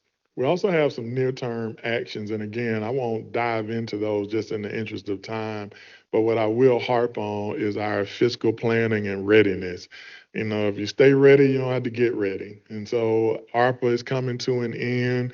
We're coming up on the end of the fiscal year as we approach a new budget. So we've got closeout. There are a variety of inputs that we've already updated. I think you've seen our more reliable monthly reporting process, which now will help feed into the AFR and all of these other activities. And so excited about our near-term actions. And just like this look back that I gave you, we expect to have immediate results. And so as we look ahead, just quickly, financial reporting and transparency, which is I look at the 3 council members on the dais. I know that's extraordinarily important to you. I think it's something that is shared across the administration, and we've already taken some of those steps, some with your help and some without it, just making sure that we are accountable. Workforce and capacity building is something that we just have to continue to do, and I'll continue to beat that drum. And technology and systems might be the most important, because it is the way we'll both deliver better service, but all in a world-class environment, but also do so at reasonable prices so that we're not putting all of our funding into people. The look ahead. So we are coming to a close on our publication of the FY25 audit, and I cannot wait until that is over. I mean, we've been talking about it quite a bit, and I think there have been a ton of misconceptions, but from what I see, really excited about, an issuance of not only an accurate, but a compliant and defensible report. And I know that y'all have gone through these a few times, but that is one of the most important things. While timeliness is important, and for me, this will be, while it's a regular thing for Richmond, it ain't for me. This will be the first time that it's been late. And again, while it's not my fault, it's definitely my problem. So my goal is to make sure that now that this process will be within my control, that we don't have the same level of issue moving forward. I will say that Virginia is very unique in its processes because you have the school responsibilities and all of your component units, which is very unique to Virginia. That is not the way it is outside of the Commonwealth, and it does contribute to so many communities being late because there are others who have to participate in that. But I'm a strong believer where there's a will, there's a way, and so we're going to figure that part out. I think our next steps are making sure that the external auditor does their review, which is currently happening now, and we will be excited to publish. And again, we highlighted late February, and we believe we're on track there. And then afterwards, the work doesn't start. I've ordered an immediate debrief with staff and leadership to just understand the gaps that's pulling in schools, the ambulance authority, all of those component units to really understand how we can deliver better in the future. And then we've been working with Councilor Robertson to make sure that we align our monthly reporting and our month-end closeout processes, because that is a very important component. Right now, I think we close out on maybe the 13th or 15th, but that's also the same time that we are supposed to deliver the report, which I think you can see we've got to make some slight adjustments too. And so I'm thankful for the counselor for being open to that. Again, I highlighted a fiscal assessment, which currently looking to have that done and launched here shortly as we move into the new fiscal year. And I think just the approach is having a more multi-year analysis where we have a little bit of external expertise to ensure that it's both objective, but it's the rigor necessary to make sure we're delivering regularly. And while I won't talk much about this, I was a part of the team that helped to contribute to the interim and eventually final regs for ARPA. So ARPA compliance is something I take extraordinarily serious. And while I'm no longer a part of, changing administrations, no longer a part of the administration's work on closing that out, my name is on some of those original documents. So I'm not looking to see any organization that I'm a part of have any failure in closing out ARPA. And so we want to make sure that we do that well. So we've already started focusing on closeout here and how we're able to ensure we have minimal audit risk. And we've got some improved processes from what we've learned from others around the country. And so I won't go through all of these, but there have been a couple of council members that I've talked to who have said, man, what are y'all successes? What has finance been doing all of this time? Yeah, well, I do want to just highlight one. We've put together one of the more talented teams, in the region, if not the country. I think we've also delivered, more timely and accurate billing, which I keep harping on. We've contributed to increase hotel, motel collections and supported regional investment without property tax hikes. Of course, we haven't done that alone. That is with the council, actually with the council leading. And I hope y'all start taking more credit than that. We have implemented the new BPOL legislation and tax as appropriate, showing that, we can both modernize, improve service and the customer experience while also aligning with the law. We have also instituted multi-year billing and payment history and making it to where we can export that. While that's boring, it is something that's very important to your fiscal operations. And I think the improvements with cross-agency partnership is key, especially when it comes to RVA, pay, and 311. And just in closing, a couple of things that I want to highlight, this Moody's rating, I think is one that's very important, especially to me personally. I want to keep that track record of having improvements in every locality that I've had the honor of serving. We've increased their position in 4 years or less. And so hoping to keep that streak going and fully intend to here in Richmond. And then I think while we don't talk about it enough, so much so I think it's almost been maligned, and I'll close with this one, is that we have started to do things the way you should do government, and that's together. So we started with a joint launch of the budget process, which not I think, for your departments, that has been vital and very important, as let them know that the mayor and council are working together to deliver for Richmonders, not on different sides of the fence. I think the second part of that is, while it may have started off a little rocky, you came together and set your priority for eight priorities that you would like to see in the budget. And so jointly we'll be able to deliver on that. And now, even with the budget town halls that we've been doing regionally, we have included the public and will formally include them in the mayor's budget presentation to you, which I think, knowing this council, having input from the public is vital. And so 6-month period, I think we on the right track and hoping that we do more moving forward. But with that, I will end and take any questions that you might have.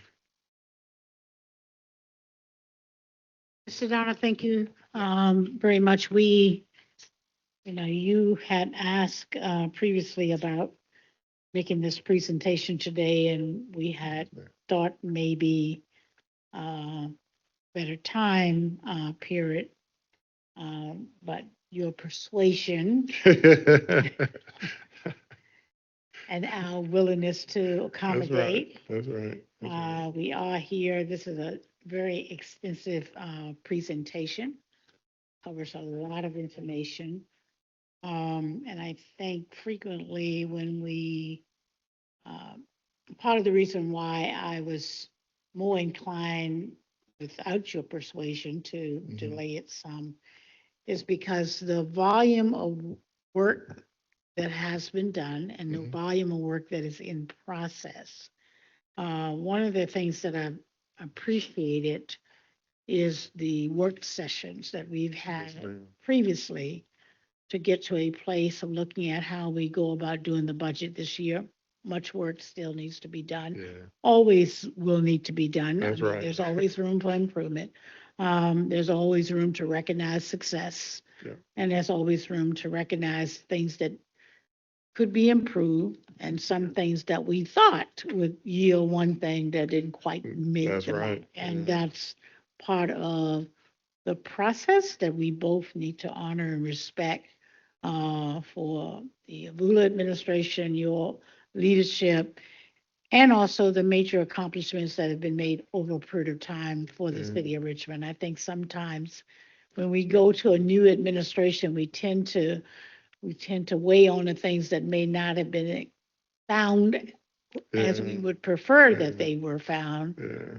And here again, we also fail to recognize the accomplishments that have been made before and the shoulders that we inherit that we can stand on as a place of beginning to move forward. And I think that's one of the advantages of having the Davenport Company with us for such a long time is that they point out those things to us. They point out, we're not where we ultimately would like to be, things that are working to get us there, but they also are able to help us appreciate previous administration accomplishments in the period of time and the conditions that they have dealt with. And as a council person that's been around a long time, I need to also know that I did some things right in the previous That's administration. right. That's right. That's right. right. It feels, it hurts when it seems to be like, oh, well, we didn't get nothing done before. That kind of hit the people that have been around a little hard. And I'm not suggesting that you said that. Oh, I'm no. just suggesting that we no. do acknowledge that growth is growth, and previous administration has contributed, and you are adding additional value Absolutely. in the process, and we are grateful and appreciate you and your team for the work that we're doing to move forward. And we look for that continued collaboration and recognition of those successes. This, like I said, is a very extensive report. Absolutely. I appreciate what's here. Our staff work very diligently with your administration and your staff as well to do the best job we can to be collaborative and work through those processes. And I'm looking at the staff report. There are several questions that the staff have in the report, and I'm going to ask the staff moving forward. That we do not have these questions at this stage of the game right here. It's the first time to give you an opportunity to answer those. And I'd like to say to our chief of staff that we want to proceed in the future of presenting questions that come up from your staff related to reports that we have already received, that we forward those before the actual committee meeting. Okay. And in some cases, we may be able to get answers back. If there are questions that are coming from the administration, I think that would help us in the process of getting the answers rather than for me to try to ask you these on the point. So we want to work through, Mr. RJ, we want to work through looking at ways that we can get that information to you guys in advance. And even if it's written response or if it's questions to be answered at the podium. And I want to also say, please do not feel that you have to be asked to come to the podium. If there are things on the agenda that you would like to address, or questions that have been posted in a report that you would like to respond, please take the privilege, at least for this committee, to feel that you would like to come forward and do this without I having to ask you to Yes, come. ma'am. I So definitely will. that's an open invitation that I want to extend to you. Ms. Jones, you got any questions that you want to ask? I do, and I'll be brief. Okay. Thank you so much, Mr. Donald, as my good colleague here stated. This is a really great report. I was like, my head was spinning. I was like, oh, Lord. But I do want to say thank you for providing us with this information. Thank you to Ms. Jackson, to Ms. Shelton, because y'all got your hands full.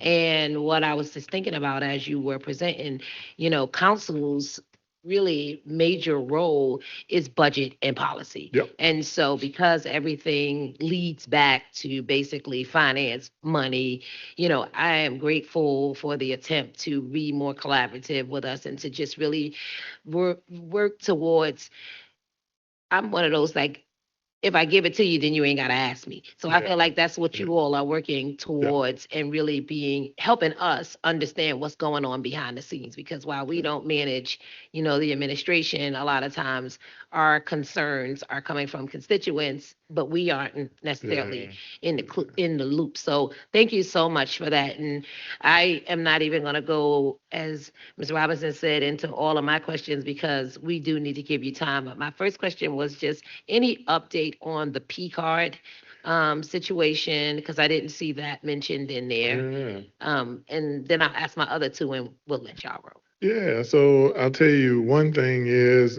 we have submitted some of our follow-up to the auditor, and what my method is get it done on the audit side first, and they check under the hood probably better than anybody.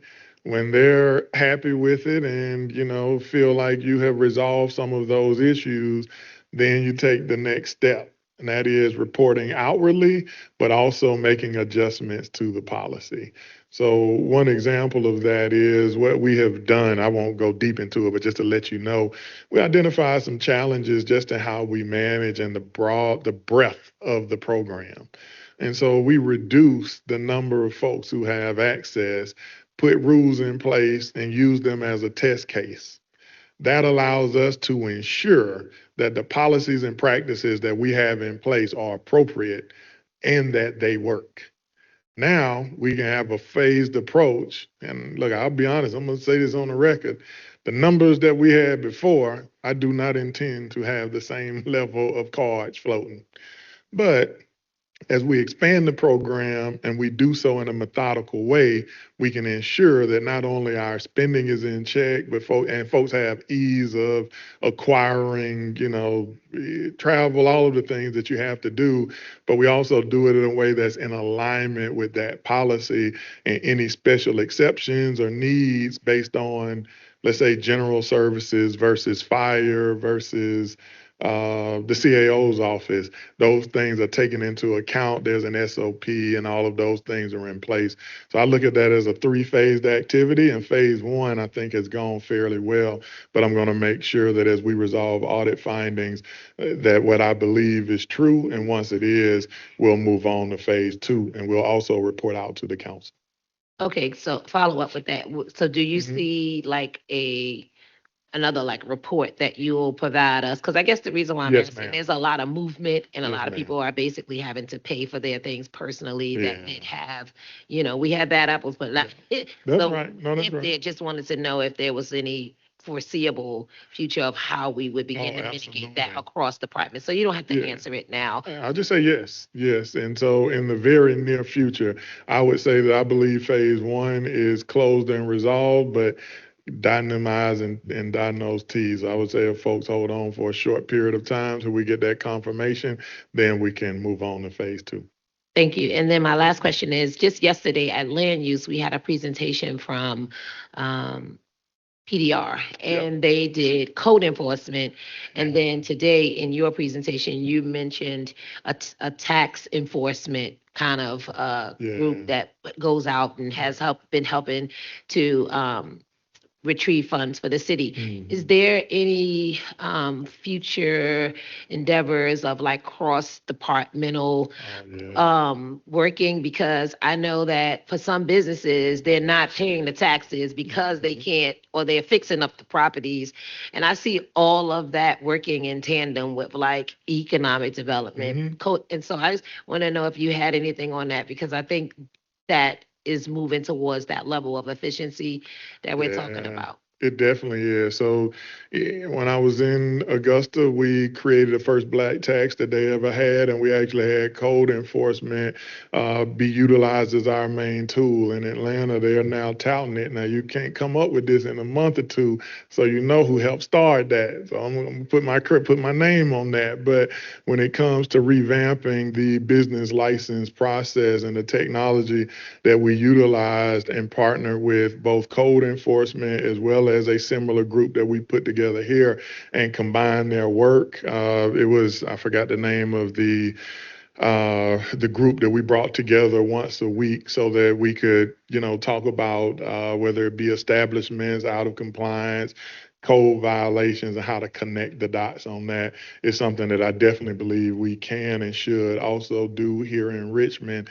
But what I would say to that is, want to assess things before we just make the changes. And so that first test case that you caught very quickly in that presentation started with finance, where there's an immediate need, and then all of our folks who do regulatory activities, including police to a certain extent, bring them together so that they can not only just share best practices and communicate about what's going on, but have strategies so that our enforcement is less of a a stick, but more like a carrot to help people get more in compliance and engaged. Because it doesn't benefit us to shut businesses down that have great intent on delivering services. But if we can help them get into compliance, I think that's really what our goal is. So yeah, you're a little bit ahead of me on implementation, but you 100%, on deck when it comes to what we're trying to do.